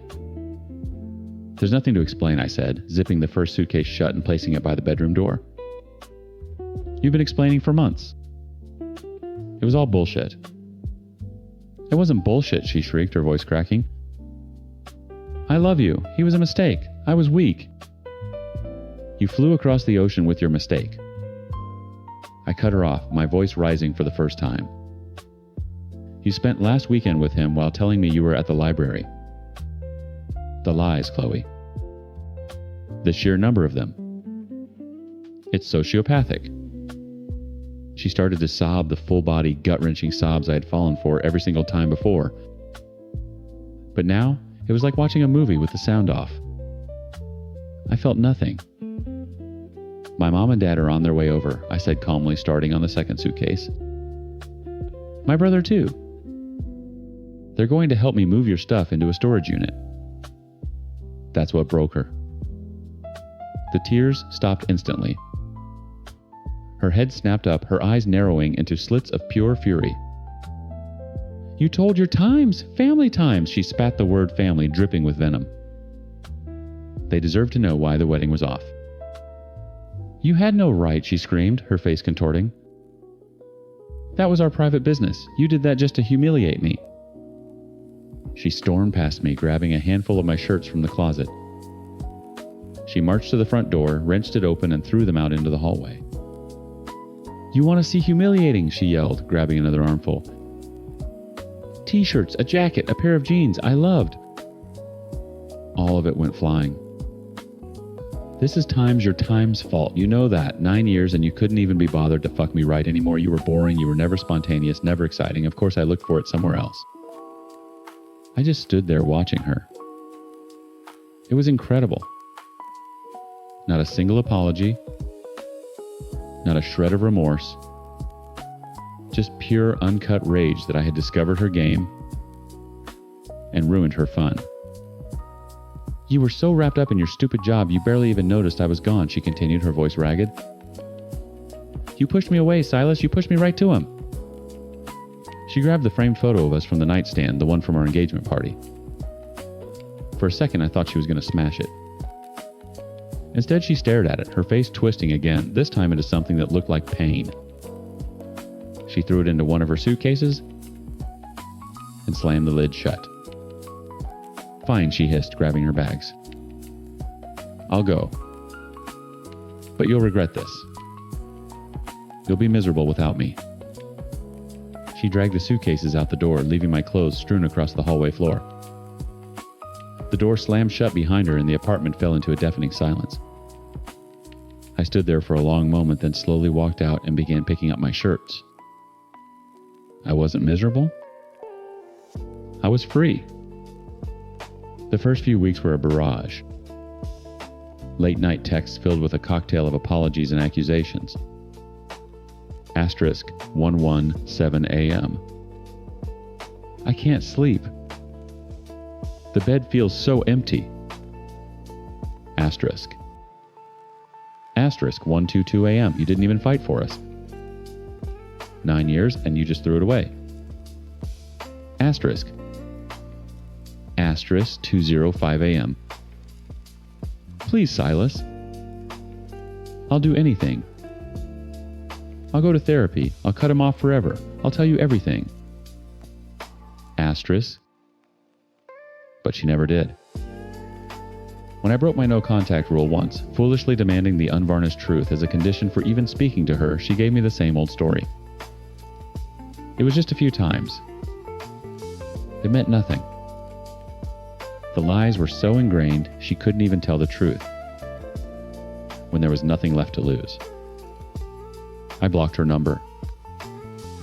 I started therapy. My therapist called it reclaiming the narrative. I wasn't the boring, inadequate man she painted me as in her final desperate attack. I was a man who had been systematically deceived by a person he trusted with his entire world. Slowly, life started to come back in color. I reconnected with friends. I went to the gym. I even went on a few dates. They were awkward and strange, but they were also a reminder that there was a world outside the wreckage Chloe had left behind. About 4 months later, my phone buzzed with an unknown number. I almost ignored it, but something made me answer.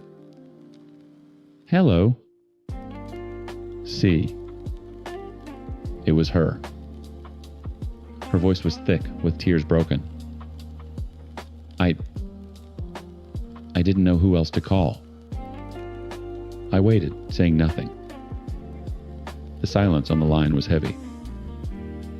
I lost my new job, she finally choked out. They had another round of layoffs. It's just like before. I don't know what to do. And there it was. The full circle moment. The same catalyst that started her affair happening all over again. A year ago, this call would have sent me rushing to her side, ready to comfort and fix and save. I braced myself for the expected wave of pity or anger or some lingering echo of love. But nothing came. I felt a profound, unnerving, and deeply peaceful indifference. The person on the other end of the line was a stranger telling me a sad story that had nothing to do with me. The emotional charge was gone. The wires had been cut. I'm sorry to hear that, Chloe, I said, and my voice was even calm. I hope things work out for you. She started to say my name again, her voice pleading, but I didn't let her finish. Goodbye. I ended the call and blocked the number. I looked out my window at the same city lights I'd stared at the night I found the folder. Back then they felt like a monument to a life I had lost. Now they just looked like a city full of possibilities. And for the first time in a very long time, I was excited to see what came next. Story 7. The key to my Soho loft felt heavier than usual. It was a weight I'd grown used to over the past 2 years, ever since my older sister Diana had decided my spare bedroom was her permanent 5-star hotel. I pushed open the door, the scent of expensive perfume and laziness hitting me first. There she was, draped across my custom-made velvet sofa like a tragic queen scrolling through her phone. Her blonde hair, a shade brassier than mine, was a mess against a silk pillow I'd paid a fortune for. She didn't look up. Tough day at the salt mines, she asked, her voice dripping with that bored sarcasm she'd perfected. I run a business, Diana. It's not a salt mine. I dropped my portfolio, the sketches for my new fall line rustling inside. Did you at least take the recycling out? She finally looked at me, her blue eyes so much colder than mine narrowing. The bin was full and heavy. Of course it was. I ignored her and walked to the kitchen, a sleek, minimalist space she treated like a 2-4-hour diner. A dirty plate sat on the marble countertop, smeared with the remnants of the artisanal cheese I'd been saving. I bit my tongue so hard I tasted blood. Then the buzzer rang. My heart did a little flip. Lucas. I buzzed him up, a real smile finally breaking through my exhaustion. When he walked in, the entire energy of the apartment shifted. He was all warm eyes and easy confidence, a stark contrast to the stagnant air Diana curated. He kissed me, a real grounding kiss that made me forget all about dirty plates and freeloading sisters. "Hey you," he murmured against my lips. He held up a bottle of champagne. "For us." Diana materialized at the edge of the kitchen. Celebrating something, she asked, her tone implying we just won a participation trophy. Lucas just smiled at her, unflappable. He never let her get to him. "Always," he said, his eyes finding mine again. Later that night, after a dinner he'd insisted on cooking, we were curled up on the balcony, the city lights twinkling below us. Diana had mercifully locked herself in her room to FaceTime her loser on-again, off-again boyfriend Frederick. "I can't do this anymore," Mabel, Lucas said softly. My stomach plummeted. What are you talking about?" He turned to me, his expression serious, and took my hands. "I can't spend another day not being your husband." He slid off the chaise lounge and onto one knee, pulling a small black box from his pocket. "I can't live in a world where you're just my girlfriend. Marry me." Tears streamed down my face before I even saw the ring, a stunning, simple emerald-cut diamond that was so perfectly times me asterisk. "Yes," I breathed. "God, yes." We were kissing, laughing, crying when the balcony doors slid open with a screech.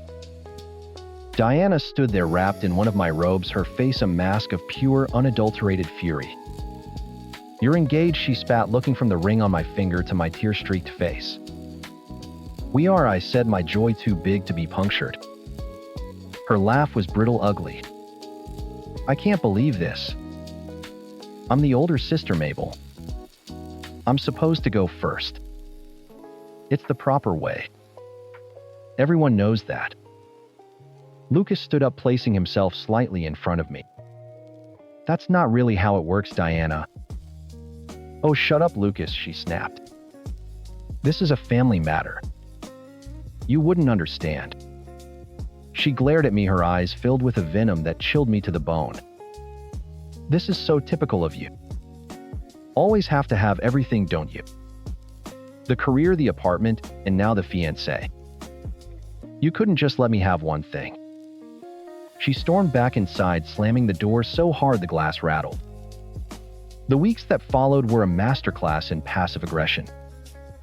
Diana would accidentally leave her wet towel on my wedding dress sketches. She'd make comments about how quickly Lucas had proposed, hinting that he must have a secret or reason to lock me down so fast. She started dressing up whenever he was around, wearing things that were far too revealing for an evening at home, leaning over him to grab the remote, letting her hand linger on his shoulder. Lucas was a saint. He'd gently move away, change the subject, or pointedly grab my hand and pull me onto his lap. He'd look at her with polite confusion, as if he couldn't comprehend her behavior. It only made her try harder. "She's jealous, Mabe," he told me one night. "It's sad, but you can't let her ruin this." He was right. I tried to set boundaries. "Diana, I need you to stop flirting with my fiancé," I told her bluntly one Saturday. She feigned shock, her hand flying to her chest. "Flirting? I'm just being friendly, God, Mabel. You've become so insecure since you got that ring. Is Lucas making you feel that way?" It was dizzying, like trying to fight smoke. Then came the day of my big meeting with Sachs. It was the culmination of 6 months of work. A successful pitch meant my line would go nationwide. I'm so nervous I could throw up, I told Lucas as I fastened my earrings. He came up behind me, wrapping his arms around my waist and kissing my shoulder. You're going to kill it. And when you get back, I'll have a celebratory dinner waiting. Just us. I glanced toward the living room. Diana was on the sofa, of course, pretending to read a book. But I knew she was listening to every word. An unsettling feeling washed over me. Maybe you should go to your place until I get back, I whispered to Lucas. He squeezed me gently. I'm not letting her scare me out of our home. I'll be fine. I'll just put on my headphones and work. Don't worry. I kissed him one last time and left my anxiety a tangled knot in my gut. The meeting was a dream. They loved everything. They wanted an exclusive for the first 6 months. I was floating, walking on air, as I left their headquarters 2 hours earlier than expected. I decided to surprise him. I didn't call or text, I just pictured the look on his face when I walked in with the news. I practically skipped the last block home, my keys already in my hand. I unlocked the door, pushing it open quietly. I wanted to hear what he was listening to catch him off guard. But there was no music. Only a strange rhythmic thumping sound. And a whimper. My blood ran cold. I shoved the door all the way open and stepped inside. The scene in front of me didn't register at first. It was like a photograph from a nightmare, my brain refusing to process the pieces. Diana was on the floor. Her silk blouse torn at the shoulder. Her face streaked with tears. Lucas was standing over her, one hand braced against the wall. He was swaying, his movements clumsy. His eyes, normally so sharp and full of life, were glassy and unfocused. He blinked slowly, looking toward the door toward me. But there was no recognition in his gaze. Just a deep, unnerving confusion. Then Diana saw me. A choked sob ripped from her throat. Mabel, she screamed, her voice shattering the silence. Thank God you're here. He wouldn't stop. The world tilted. My portfolio, the one holding my entire future, slipped from my grasp and scattered sketches across the floor. What did you do? I whispered, my eyes locked on Lucas. He stumbled back, shaking his head as if trying to clear away cobwebs. His mouth opened, but only a thick, slurred sound came out. He came onto me, Mabel, Diana wailed, scrambling to her feet and rushing to my side, grabbing my arm. Her touch felt like ice. He kept saying things, awful things. He said you were just practice. No, Lucas mumbled, his hand on his forehead. Dizzy. She gave me. Don't listen to him. Diana shoved a sheaf of folded papers into my hand. I found these in his briefcase this morning. I didn't want to believe it. But then, this. My hands trembled as I unfolded them. It was Lucas's handwriting, or a near-perfect forgery of it. The words were vulgar, graphic, detailing fantasies about Diana. Mocking me, calling me a naive stepping stone to get to her. My stomach heaved. The careful, elegant script I knew from 100 love notes was twisted into something predatory and foul. Lucas, my voice was a thread. He looked at me, his eyes pleading, but they were still clouded, unfocused. Mabe, it's not. He couldn't form a sentence. The sight of him so disoriented and clumsy, mixed with the vile words on the page and my sister's terrified sobs, cemented a reality I couldn't escape. Get out, I said, the words like shards of glass in my throat. What, he slurred, taking a weak step toward me. Get out of my apartment. Now. Diana stood behind me, a righteous shield. Lucas stared, the confusion in his eyes slowly being replaced by a dawning, soul-crushing horror as he began to understand. He looked from my face to Diana's, and some piece of the puzzle clicked for him, but it was too late. He just shook his head, a single tear tracing a path down his cheek, and turned. He stumbled out the door, leaving it gaping open behind him. The silence he left was heavier than any sound.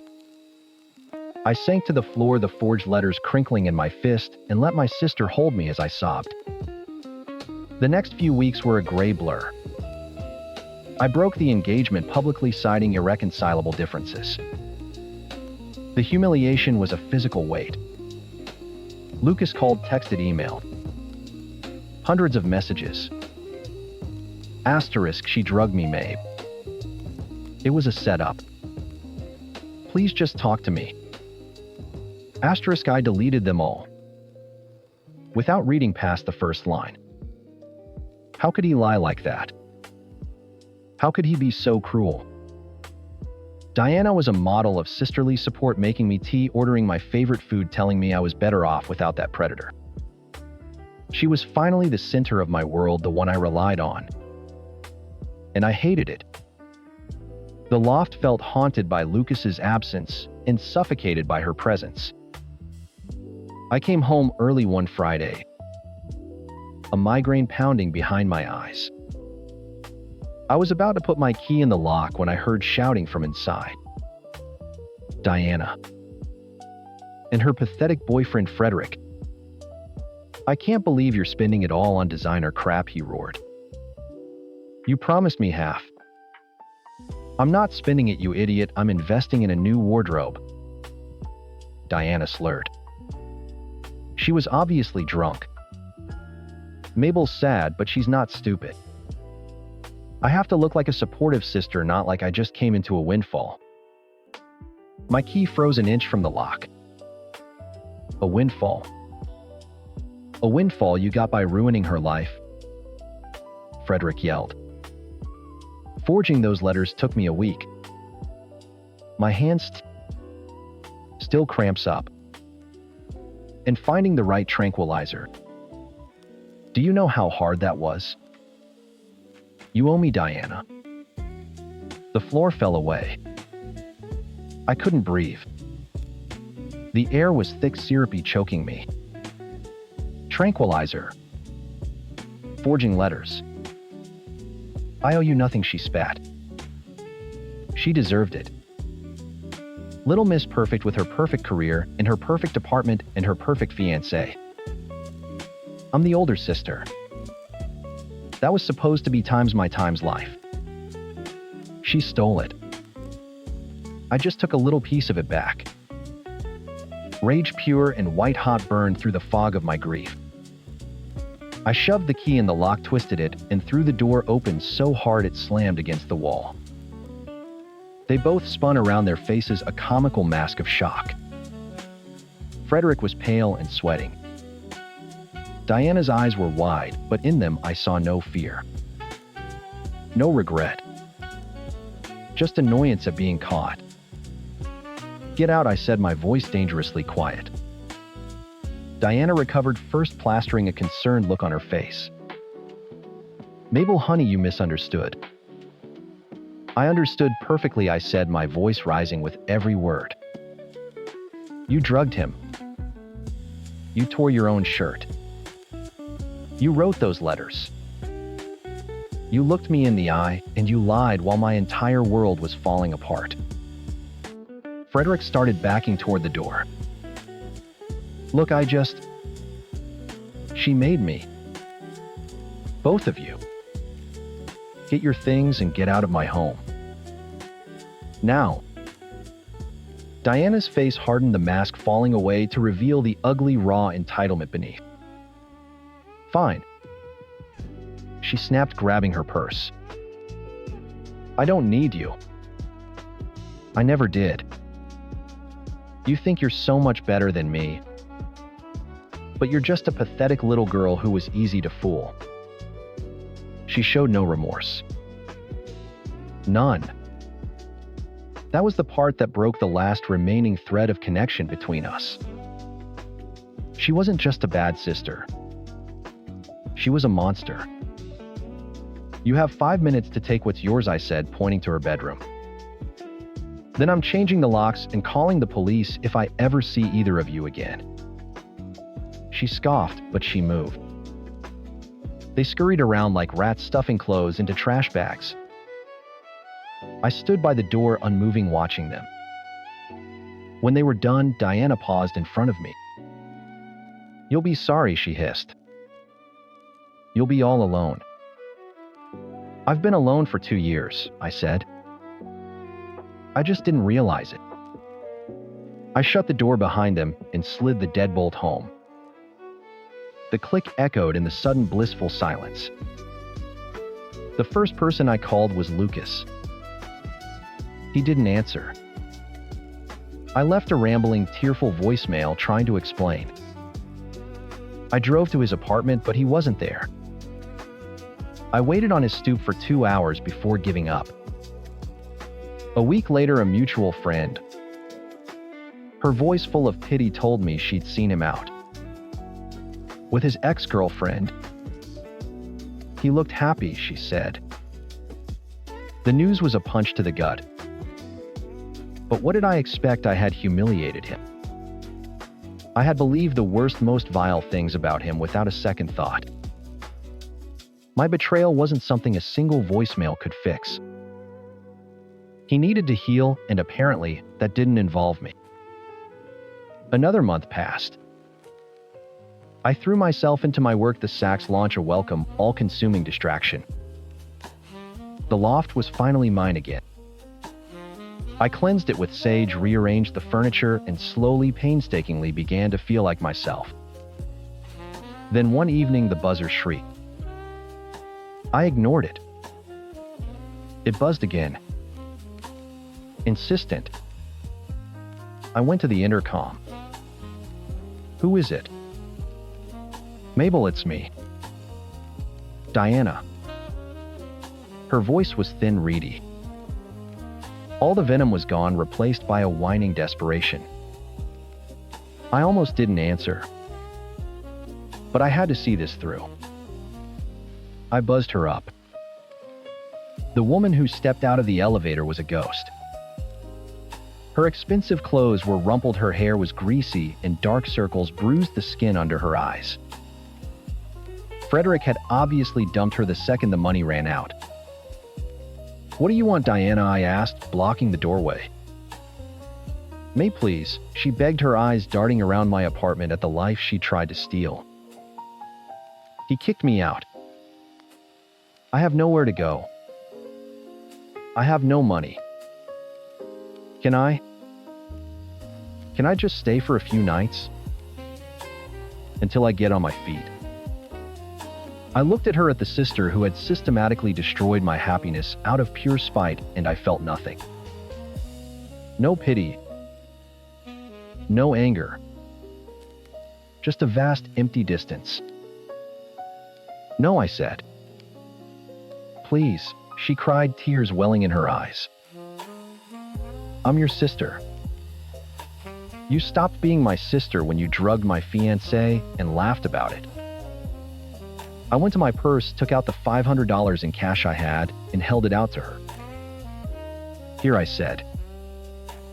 "This is the last thing you will ever get from me. Use it for a motel, for a bus ticket, I don't care. But we are done. Don't call me.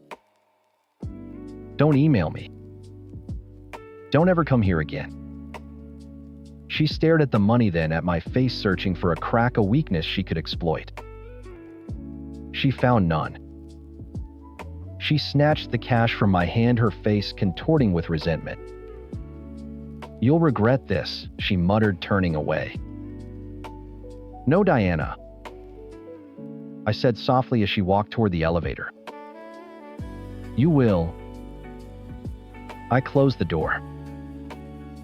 I didn't watch her go. A few weeks later, I heard through the grapevine she was working as a hostess at some chain restaurant in Queens. I was alone and my heart was still a patchwork of scars. But for the first time in a long time, my home was my own. And I was finally free. Story 8. The arc flash from the TIG welder is a beautiful, violent thing. A miniature star hotter than the surface of the sun, born and dying 1,000 times a second. It's the only place I feel any real sense of peace.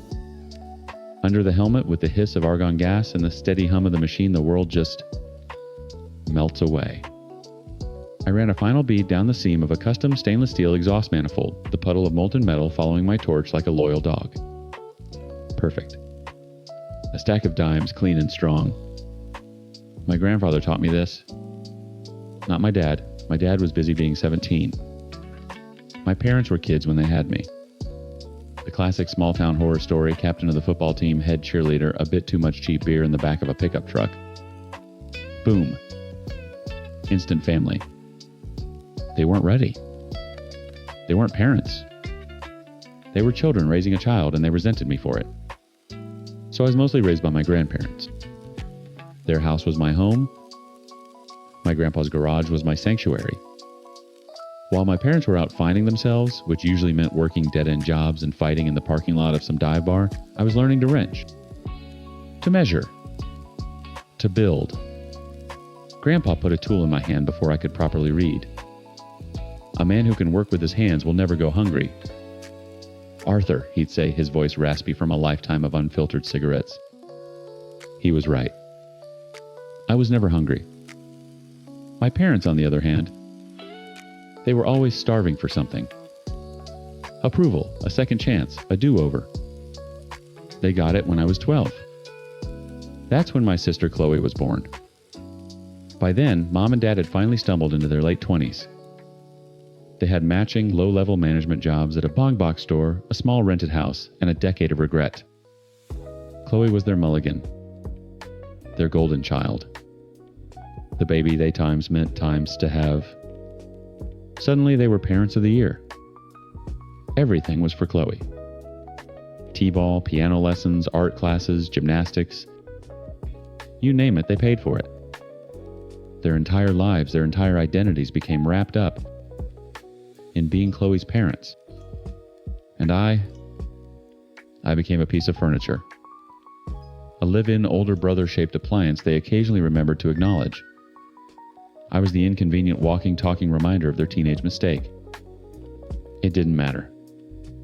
By the time Chloe was starting kindergarten, I was a junior in high school with a part-time job in a fabrication shop, a job my grandpa got me. I saved every penny.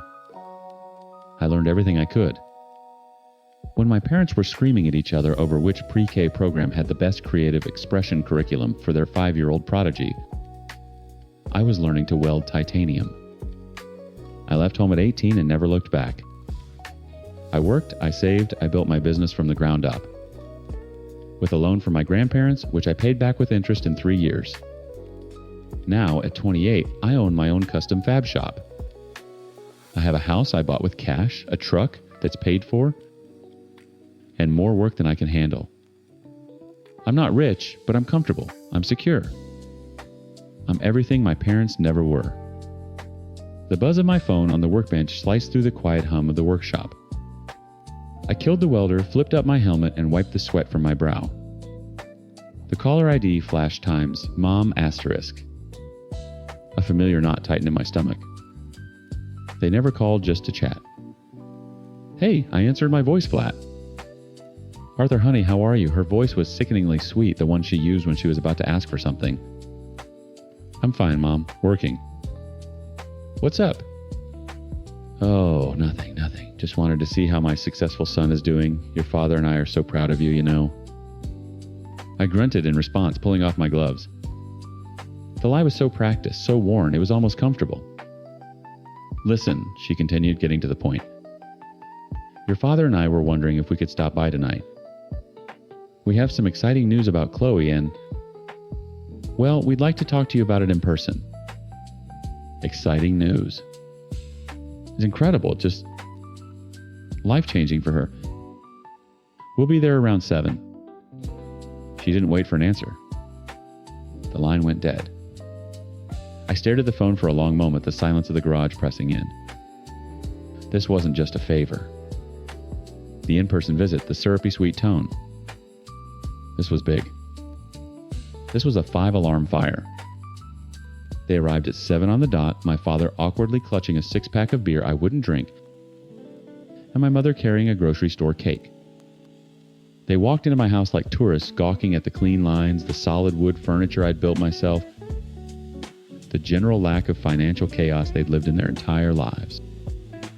"Oh, Arthur, this place is just beautiful," my mother gushed, setting the cake on my granite countertop. "You've done so well for yourself."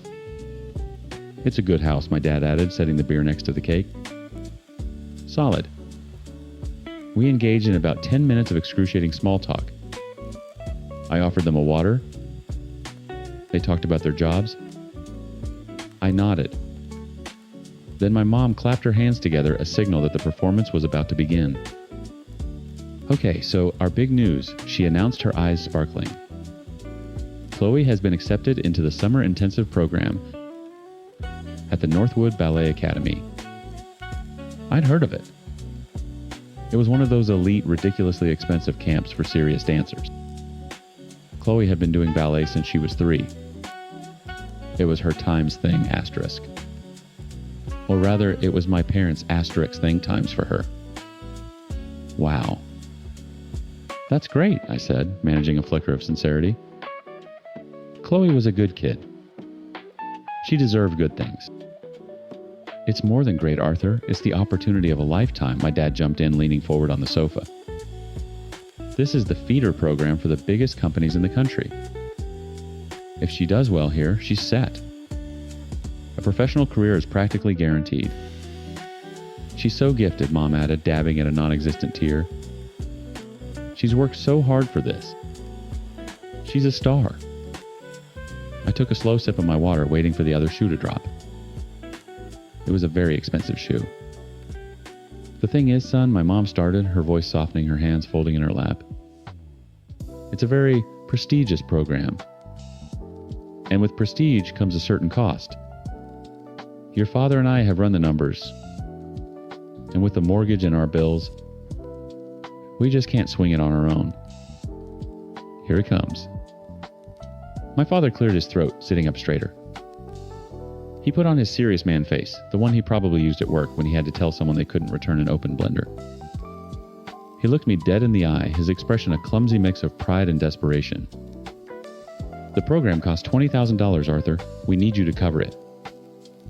The silence in the room stretched out thin and fragile. My father's desperate, proud expression froze on his face. My mother's smile faltered, becoming a brittle, painted-on thing. $20,000. Not a loan, a payment. For services not rendered. I didn't blink. I didn't even take a breath. No. The word landed on the coffee table between us with the force of a hammer. Simple. Absolute. My mother flinched as if I'd slapped her. What do you mean, no?" she stammered, her voice a wounded whisper. "I mean no," I repeated, keeping my voice level. "I'm not giving you $20,000. Arthur, this is for Chloe." My dad cut in, his voice rising, taking on the fake patient tone he used when I was a teenager, and he was pretending to be a parent. "This isn't for us. This is for your sister's future." "She's so talented," my mom added, her eyes starting to well up. "She looks up to you so much." "Don't you want to see her succeed? You have more money than you know what to do with. Look at this place." Her hand swept out, gesturing at the walls, the furniture, the life I had built while they were busy with their do-over. I felt a cold laugh building in my chest. It was so perfectly predictably them. They didn't see a life I had built. They saw a resource they could tap. An ATM that happened to be their son. I leaned forward, placing my water glass on a coaster with methodical precision. "You know what? You're right," I said, my voice dangerously soft. "It's not fair that I don't contribute. So I'll make you a deal." Their faces lit up with a pathetic flicker of hope. "I'll write you a check right now," I continued, "for the exact amount of money you spent on all of my childhood activities." We can start with my soccer league fees. Then my swim club membership. Oh, and we can't forget the money for my band instrument in middle school. Let's add it all up. I paused, letting them do the math. Letting them remember the endless afternoons I spent in my grandpa's garage because they were never there. What do you think that comes to? All my lessons, all my equipment, all the travel? I let the silence hang in the air for another 3 seconds. That's right, I said, my voice turning to ice. 0. The grand total is 0. So that's my contribution. Nothing. The same thing you gave me. My father's face went from confused to crimson in a heartbeat. Don't be an idiot, Arthur. That was it. The word that broke the dam. All the years of being an afterthought, of being the inconvenient reminder of their failure, it all came rushing out. But not in a shout. In a quiet, brutal wave. An idiot, I looked from his furious face to my mother's tear-streaked one. I'm not the idiot. I'm not the one who was broke at 17 because you couldn't keep your hands off each other. I'm not the one still living paycheck to paycheck 30 years later because you never learned how to manage money. You couldn't afford me then and you can't afford Chloe now. The only thing that's changed is which kid you're failing. The sound my mother made was a choked gasp. My father shot to his feet, knocking his knee on the coffee table. He didn't seem to feel it. You selfish bastard, he spat, his voice thick with rage. After everything we've done for you. The sheer, unadulterated absurdity of that statement almost made me laugh. Everything you've done for me, Grandpa taught me how to work. Grandpa got me my first job. Grandpa co-signed my first business loan. What did you do? You showed up for Christmas with a gift card and acted like you were owed something for the inconvenience of my birth. My mother was openly sobbing now, pulling at my father's arm. Let's go, Bill. Let's just go. He wasn't done. He pointed a trembling finger at me. You'll regret this. When you're all alone in this big empty house, with all your money, you'll regret this. I've been alone my whole life, I said, and the truth of it surprised even me. I'm just not pretending anymore. That finally broke him. He turned, grabbed my mother, and they practically fled from my house. The front door slammed shut, and the silence that followed was heavier than any noise. The store-bought cake and the cheap beer were still sitting on my counter-pathetic monuments to a transaction that never happened. My hands were shaking just slightly. I balled them into fists until my knuckles were white. After a few minutes, I pulled out my phone and dialed the only number I ever called when the world went sideways. He picked up on the second ring. Yeah, Grandpa's voice was gravelly familiar. They came by, I said, no preamble needed. I figured, he grunted. Let me guess. The ballet thing. Yep. They asked for $20,000. A long, weary sigh on the other end of the line. Jesus H. Christ. What'd you tell him? I told them no. Then I told them I'd pay them back for all the money they spent on my childhood activities. A check for $0. There was a pause, and then I heard it, a dry, rasping chuckle. Well, you ain't wrong, but you could have found a nicer way to say it, kid. You got a sharp tongue when you want to use it. He called me an idiot, Grandpa. Yeah, well, he's been a damn fool your whole life, so I wouldn't take it personally. I could hear him shifting the phone. Here, your grandmother wants to talk. Arthur, honey, her voice was softer, laced with concern. Are you all right? I don't know, Grandma. Listen to me, she said, her tone firm. What you said was harsh. It was. But it was the truth. Your grandfather and I, we saw it all. They pawned you off on us every chance they got so they could go be kids. They did nothing for you, Arthur. Nothing.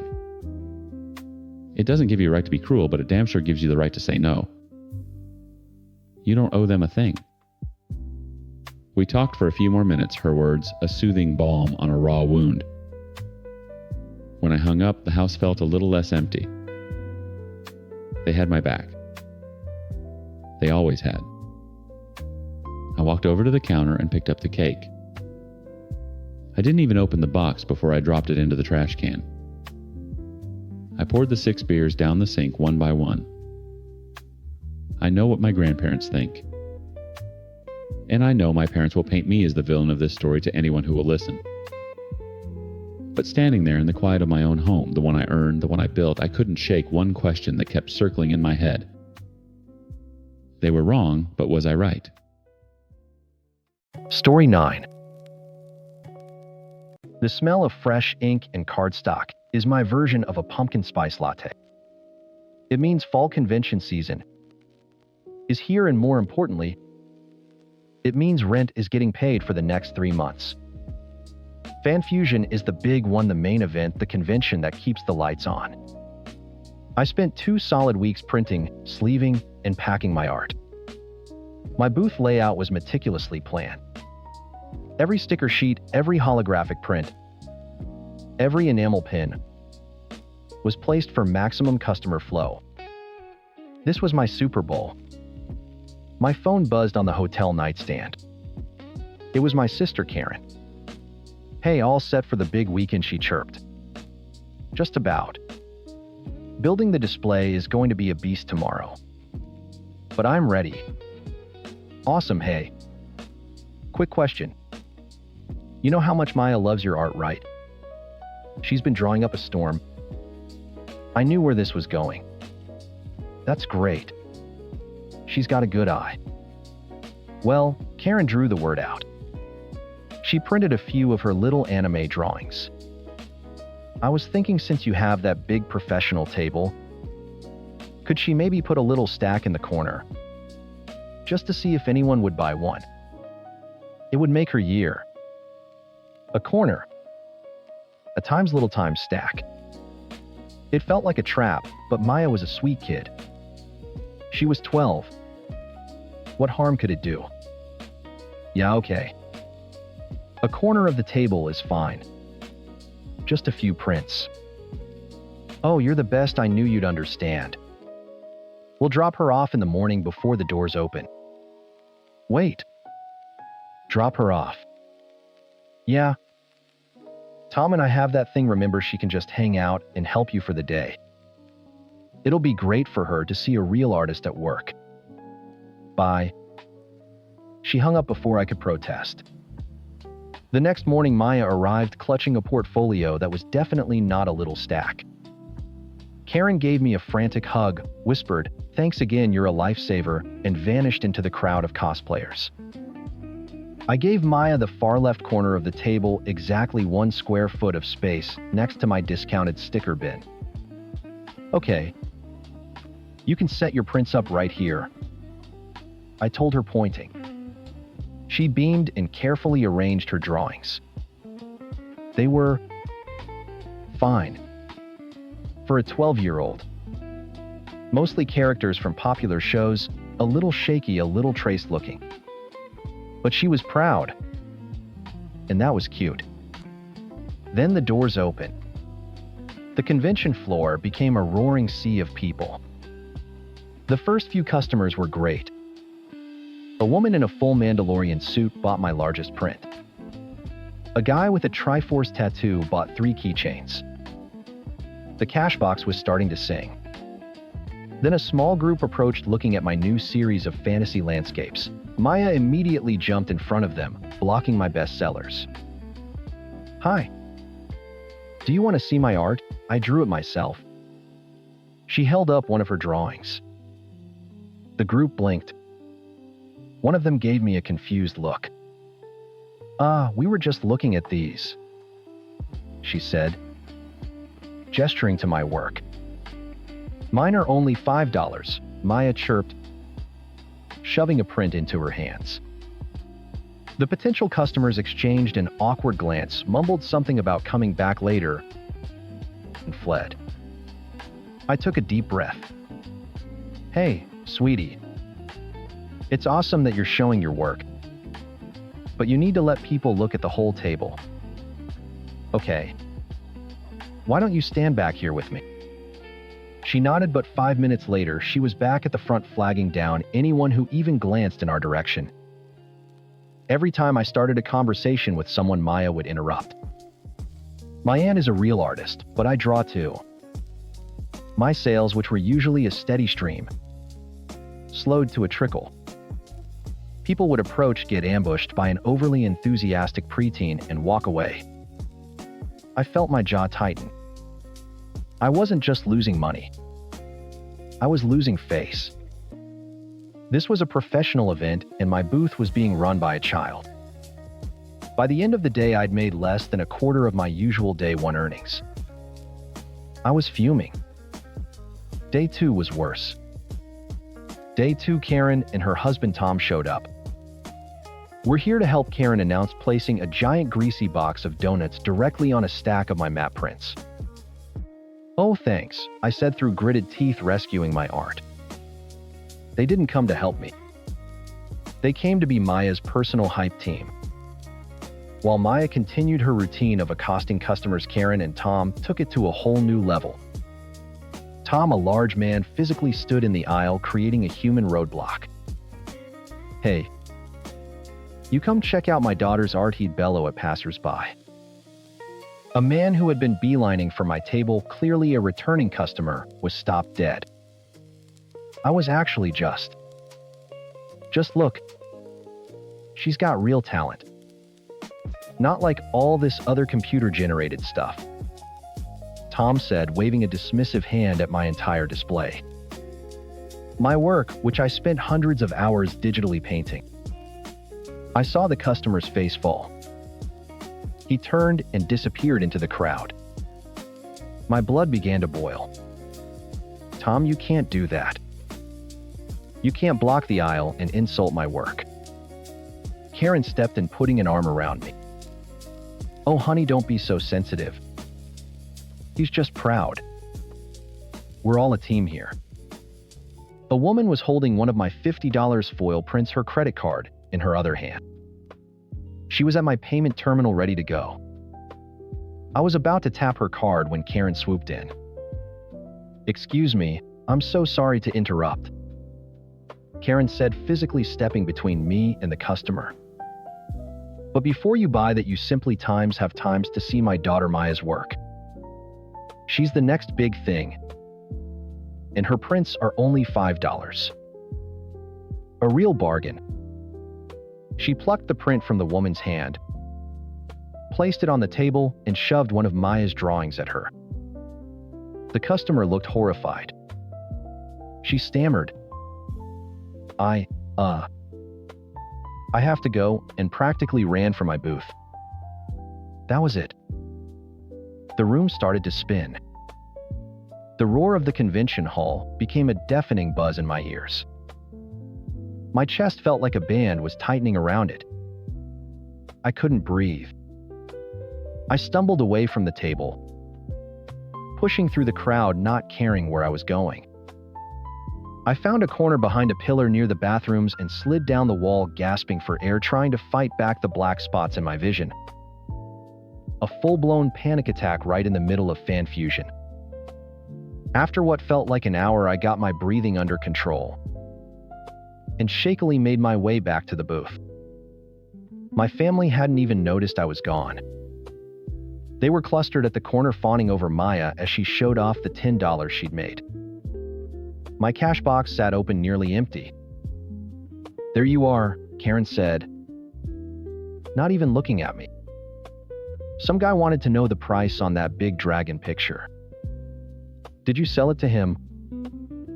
I asked, my voice flat. No, I told him you were on a break or something. Anyway, look, Maya sold 2 more prints. The day ended. The financial devastation was absolute. I typically clear 3 months' rent and then some. This weekend, I'd be lucky to break even on the table fees.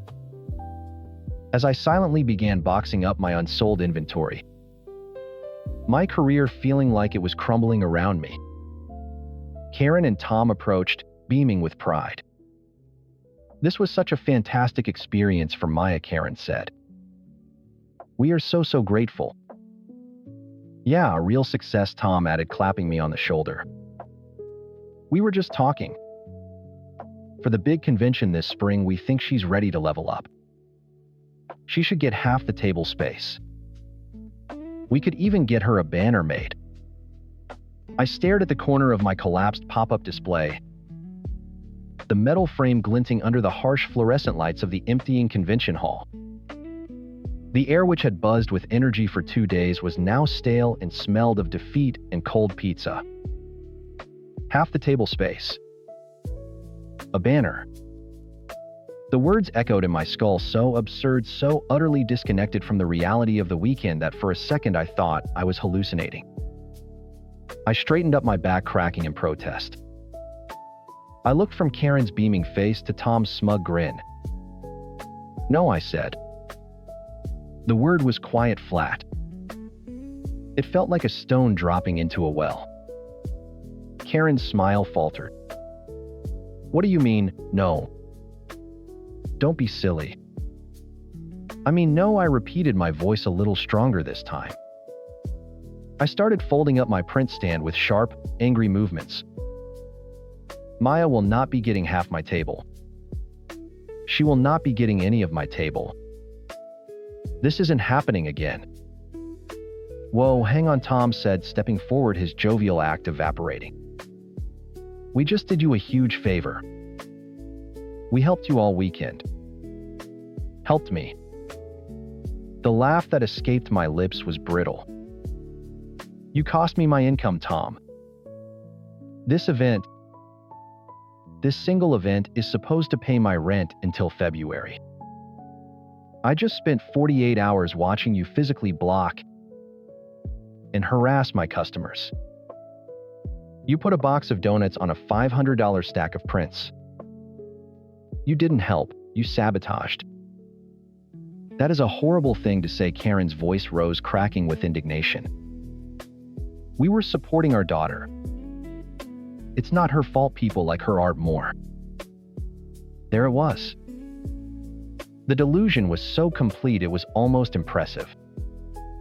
"She made $10, Karen," I said, my voice dangerously low. $10. I usually clear thousands. This weekend, I haven't even made back my table fee.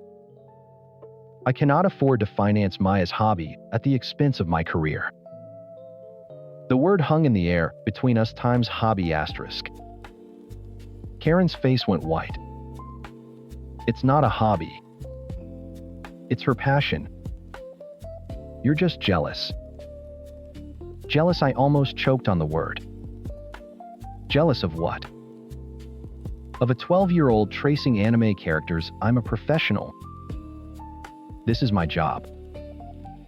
"Oh, here we go," Tom sneered, crossing his thick arms. "Miss High and Mighty Artist. You're just scared of a little competition. Afraid the student has become the master." Something inside me already fractured from the panic attack, and the financial stress finally snapped. All the politeness, all the years of swallowing my frustration to keep the family peace, it all disintegrated. Competition. I turned to face them fully. My hands clenched at my sides. "You want to talk about competition? To get a table here, you have to submit a portfolio to a jury. You have to be selected out of thousands of applicants. It costs over $600, not including the hotel, the travel, the thousands in printing costs. I earn my spot here. My art is professional grade, my business is my livelihood, and I belong here." I took a breath and delivered the final fatal blow. Maya's art is not good enough to qualify for this event. She would be rejected in a second. The only reason she was here at all is because you used me to sneak her in. So no, She can't have half my table. She can't have any of it. This is my job, not her playground. The silence that followed was absolute. Karen stared at me, her mouth agape, tears welling in her eyes. Tom's face was a mask of thunderous rage. "How dare you, Karen," finally whispered, her voice trembling. "How dare you speak about your niece that way? You have always been a selfish, arrogant brat." "Yeah," Tom's voice was a low growl. "You think you're so special with your little cartoons. Why don't you get a real job? Evelyn. One where you don't have to stomp on a little girl's dreams to feel important." He grabbed Karen's arm. "We're done. Let's go, honey." They turned and stormed away, leaving me standing alone in the wreckage of my booth, the wreckage of my weekend. I slowly sank onto my stool, the adrenaline draining away, leaving behind a hollow, aching exhaustion. I looked at my half-empty cash box. Broke. 3 months of security gone. And for what? For a harsh truth that they'd probably never accept. The text came 2 days later. It was from my mom. Karen called me. She told me what happened. "I know you were stressed, but maybe you were a little too harsh on Maya. She's just a child." Asterisk. I stared at the message, a hot, sick feeling rising in my throat. Of course. I wasn't the one whose professional space was violated, whose income was destroyed. I was the one who was too harsh. I was the villain for defending myself. I typed and deleted 3 different angry responses before just shutting my phone off and throwing it on the couch. I spent the next week in a fog of rage and cheap ramen. The financial panic was a constant cold knot in my stomach. Every time I looked at my bank account, I saw Tom's sneering face telling me to get a real job. The anger was a fuel source, but it had nowhere to go. It just burned, charring me from the inside out. Then one night, scrolling through my social media feed, I saw post after post from other artist friends, all sharing their own convention horror stories. Bad customers, art thieves, nightmare table mates. Everyone had a story. Everyone understood the hustle, the vulnerability, the thin line between passion and poverty. An idea sparked. It wasn't a plan for revenge, not really. It was a plan for survival. I picked up my stylus and opened a blank canvas on my tablet. My hands, which had felt clumsy and useless for days, moved with purpose. I drew a bright-eyed artist standing proudly behind a beautiful, meticulously arranged convention table. In the next panel, a pack of grinning, entitled hyenas in human clothing descended upon her. They had speech bubbles that said things like, "Can my kids sell stuff here, and it's for exposure? And don't be so sensitive." The next panel showed the booth utterly destroyed, the artist small and huddled in the corner. In the final panel, the artist was standing tall again, paintbrush in one hand like a sword. She was looking directly at the viewer, her expression calm and resolute. The caption below read, "My career is not your kid's arts and crafts hour. Family discounts do not apply to my livelihood." I stared at it. It was raw. It was angry. It was the truest thing I had ever created. With a trembling finger, I hit post. I woke up the next morning to my phone buzzing like a trapped hornet. The comic had exploded. Hundreds of comments. Thousands of shares. Artists, writers, creators of all kinds were flooding my inbox. Asterisk this. All of this. Asterisk. Asterisk, the accuracy hurts. I had an uncle try to sell his pyramid scheme crap at my table once. Asterisk. Asterisk. Thank you for putting this into words. Setting boundaries with family is the hardest boss battle, asterisk. Then I saw it. A comment from a well-known indie comic publisher Times incredible work. Hits hard. DM us, we'd love to talk. Asterisk. And in my online shop a notification. Then another and another. The print of the comic which I'd put up for sale on a whim before going to sleep was selling. Fast. People weren't just buying the print. They were adding my other work to their carts. The fantasy landscapes Karen and Tom had mocked. The keychains they'd ignored. By noon, I had made back my FanFusion table fee. By the end of the day, I had made a month's rent. I knew Karen and Tom would see it. Someone in the family would undoubtedly send it to them. They'd see the comments, the success. They'd see me turning the mess they made into the best professional day of my life. They would call it a cruel public attack. They would call me selfish and vindictive. Let them. They could have their narrative. I had mine. And for the first time in a long time, I was the one holding the pen. Story teen. 10 years ago, my marriage died to the sound of a banjo. That's not a metaphor. My ex-wife Chloe had a sudden, all-consuming obsession with Mumford & Sons. Before that, our shared soundtrack was 90s alternative rock. Pearl Jam, Nirvana, Smashing Pumpkins. Then overnight, it was all stomping, clapping, and earnest white guys in vests singing about. I don't know dusty roads and feelings. I hated it. She didn't care. She'd play it in the car, humming along with this distant look in her eyes I hadn't seen before. That was the first flag. A small flapping piece of fabric I chose to ignore. Then came the others. The phone that was suddenly always face down. The password on her laptop she forgot to give me.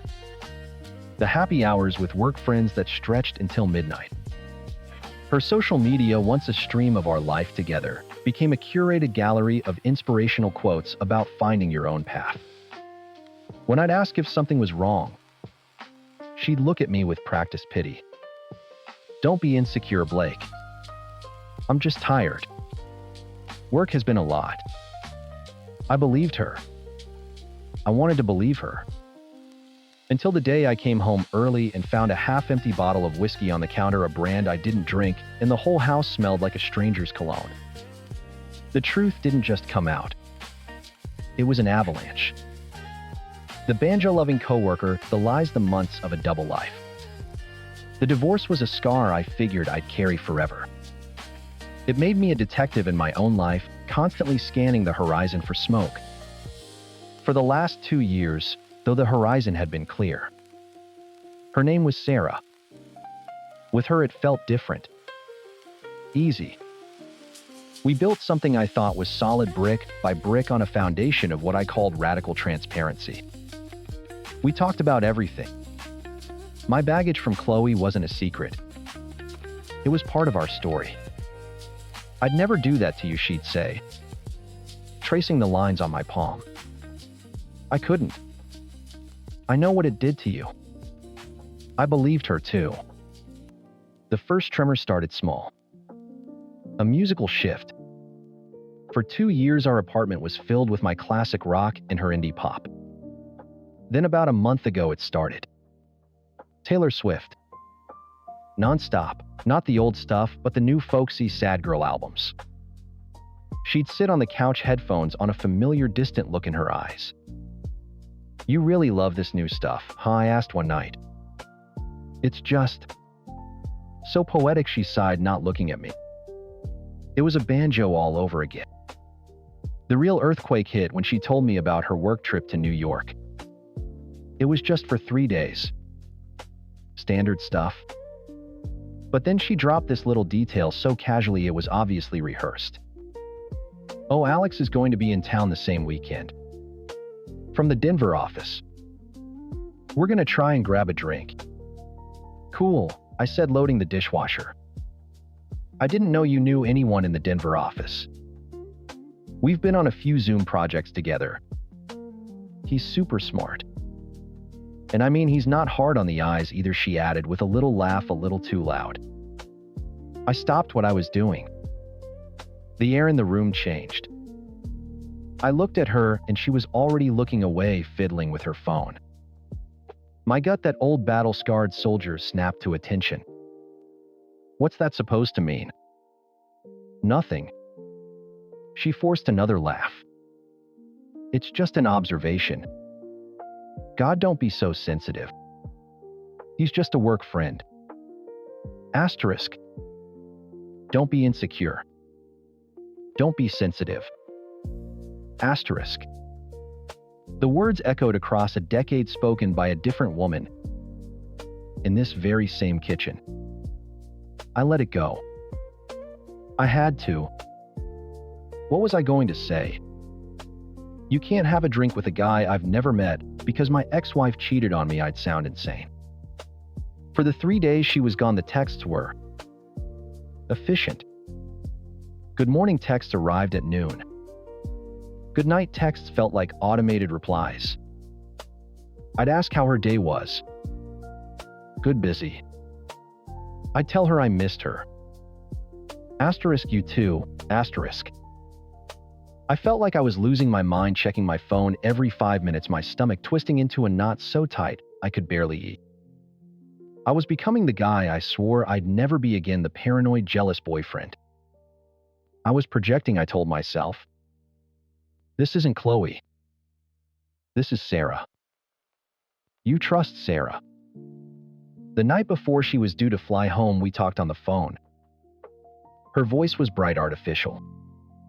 So did you end up meeting up with Alex? I asked, trying to sound as casual as she had. Oh yeah, we did. It was fun. He's really cool. Nice. Where'd you guys go?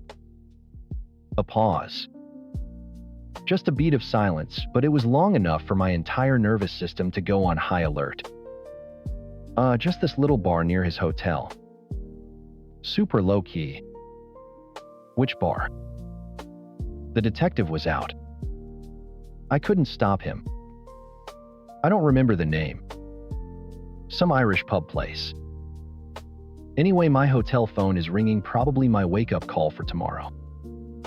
I should go. I can't wait to see you.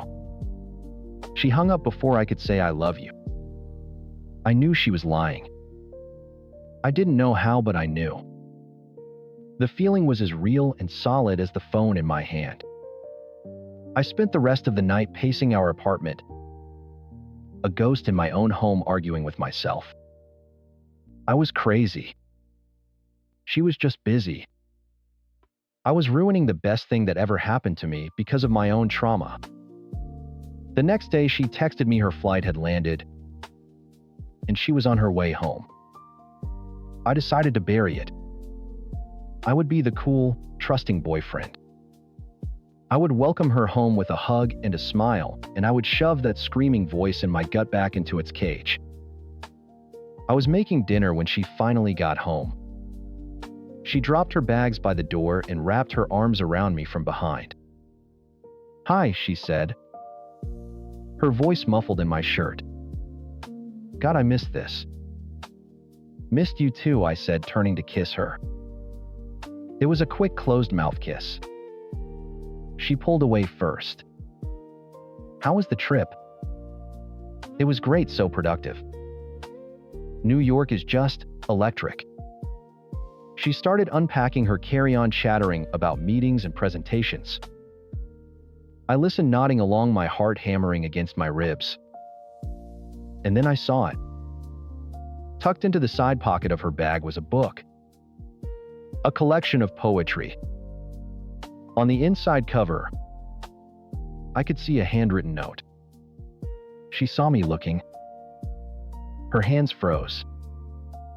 "Oh," she said, her voice suddenly thin. "Alex gave me that. He's a writer. It's his favorite." The banjo was deafening. "That was nice of him," I said, my voice dangerously calm. "So you guys went to a bar and then a bookstore?" Her eyes darted around the room looking for an escape hatch. "No, we had a drink at his place first. It was just easier. His apartment was right there." There it was. The missing piece. The lie from the phone call. Not a bar. His apartment. Every cell in my body went cold. All the air rushed out of the room. She stood there clutching the book of poetry, her face pale. She knew what she just admitted. She knew that I knew. She tried to smile, a pathetic, trembling thing. "Blake, what's wrong?"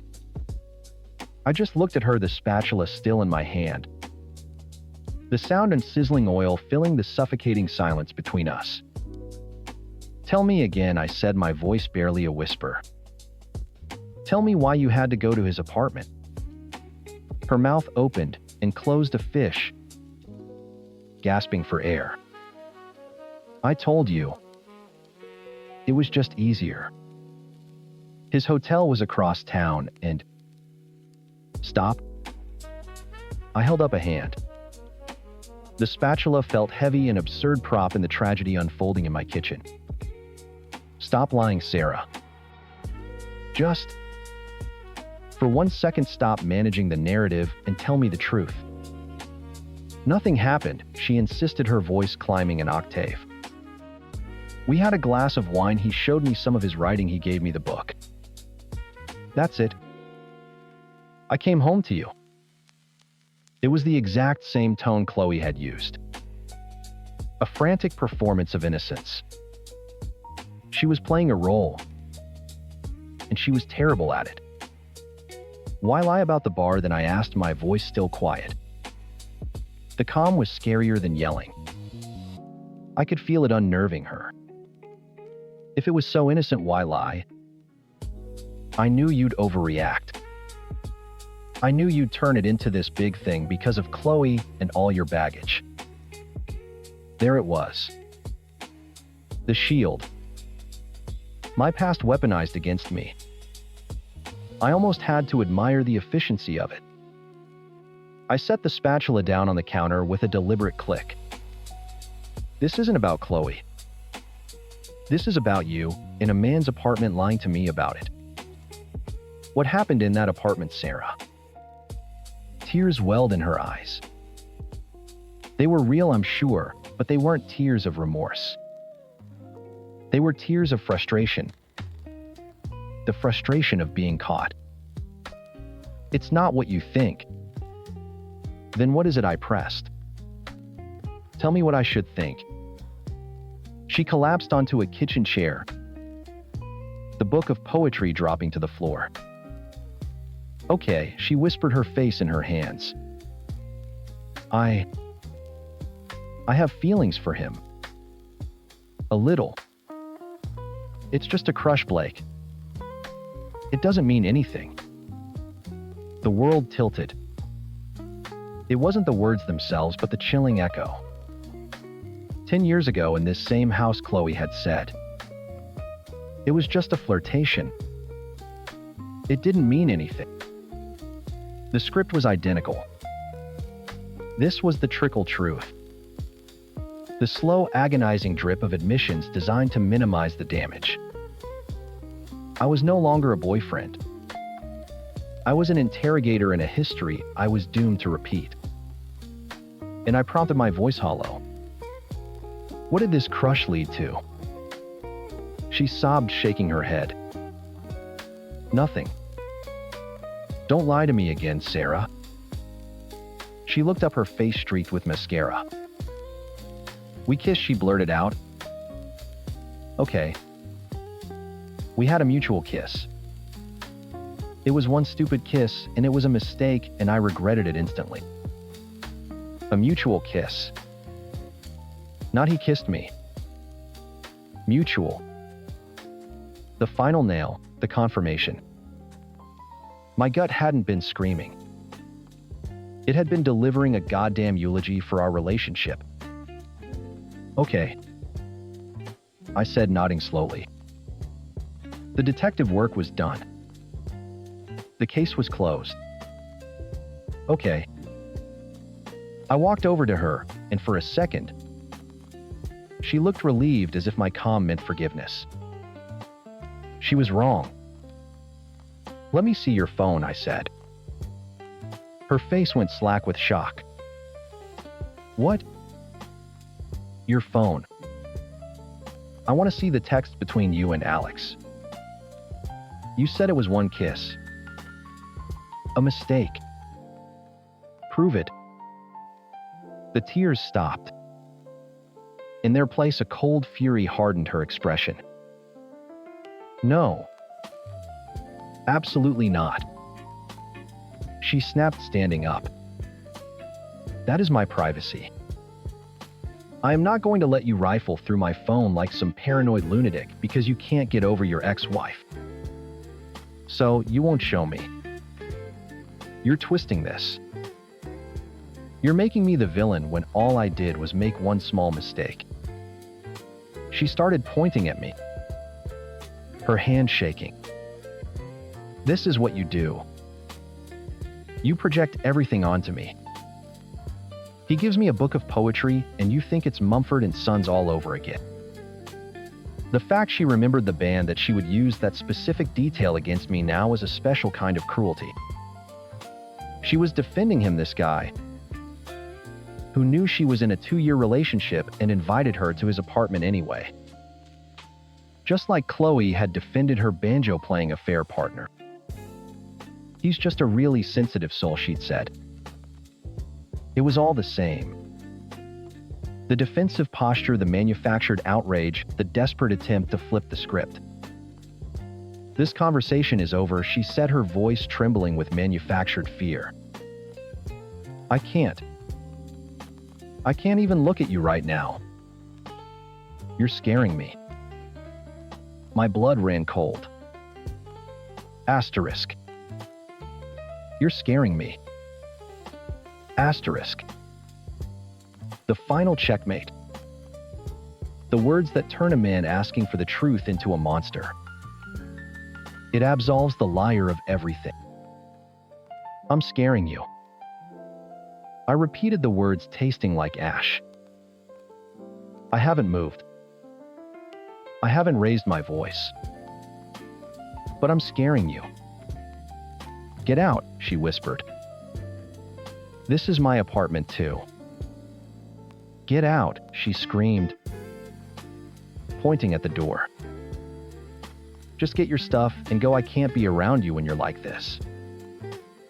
I looked at her. Really looked at her. The woman I loved, the woman I thought was my partner in radical transparency, was gone. In her place was a stranger, wearing her face reciting lines from a decade-old play. There was nothing left to say. Nothing left to fight for. I walked into our bedroom, grabbed a duffel bag from the closet, and started throwing clothes into it. T-shirts, jeans, socks. I moved on autopilot, my mind a blank, roaring static. I could hear her sobbing in the kitchen, loud, performative sobs. My phone buzzed on the nightstand. I glanced at the screen. Missed call, Chloe. I stared at it, a wave of cosmic, hysterical laughter bubbling in my chest. Of course. Of course she'd called tonight. The universe wasn't just cruel.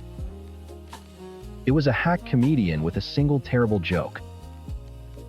I zipped the bag, walked past the kitchen without looking at her, and left the key on the counter by the door. I didn't say goodbye. I'm at my mom's house. I'm 38 years old, and I'm sleeping in my childhood bed staring at the same glow-in-the-dark stars I stuck on the ceiling when I was 9. It's been 3 days. The first night I just sat in the dark, the duffel bag at my feet, feeling nothing at all. It was like my body had used up its entire supply of adrenaline and despair and was running on fumes. Yesterday, Sarah sent a text. Asterisk. Can we talk? I think we both said things we didn't mean. Asterisk. I read it and felt the ghost of a familiar hope. Maybe I was wrong. Maybe I did overreact. Maybe it really was just a stupid kiss. Then I remembered the lie about the bar. The poetry book. The gaslighting. The way she used Chloe against me. The way she said I was scaring her. It wasn't one thing. It was the pattern. A perfect carbon copy of a nightmare I'd already survived once. My scars weren't a weakness. They weren't baggage. They were a warning system honed by immense pain, and they had just saved my life. I wasn't paranoid. I was right. I typed back a reply. Asterisk. No. We're done. I'll arrange a time to get the rest of my things. Asterisk. I blocked her number before she could respond. It's a strange feeling being back here. A failure on one hand. A man pushed back to square one. But as I look out the window at the quiet suburban street, it feels less like an ending and more like a demolition. Everything I built over the last 2 years is gone, razed to the foundation. All that's left is an empty lot. A blank canvas. It's terrifying. But it's also clean. There are no banjos here. No sad girl poetry. Just silence and the promise of whatever I choose to build next.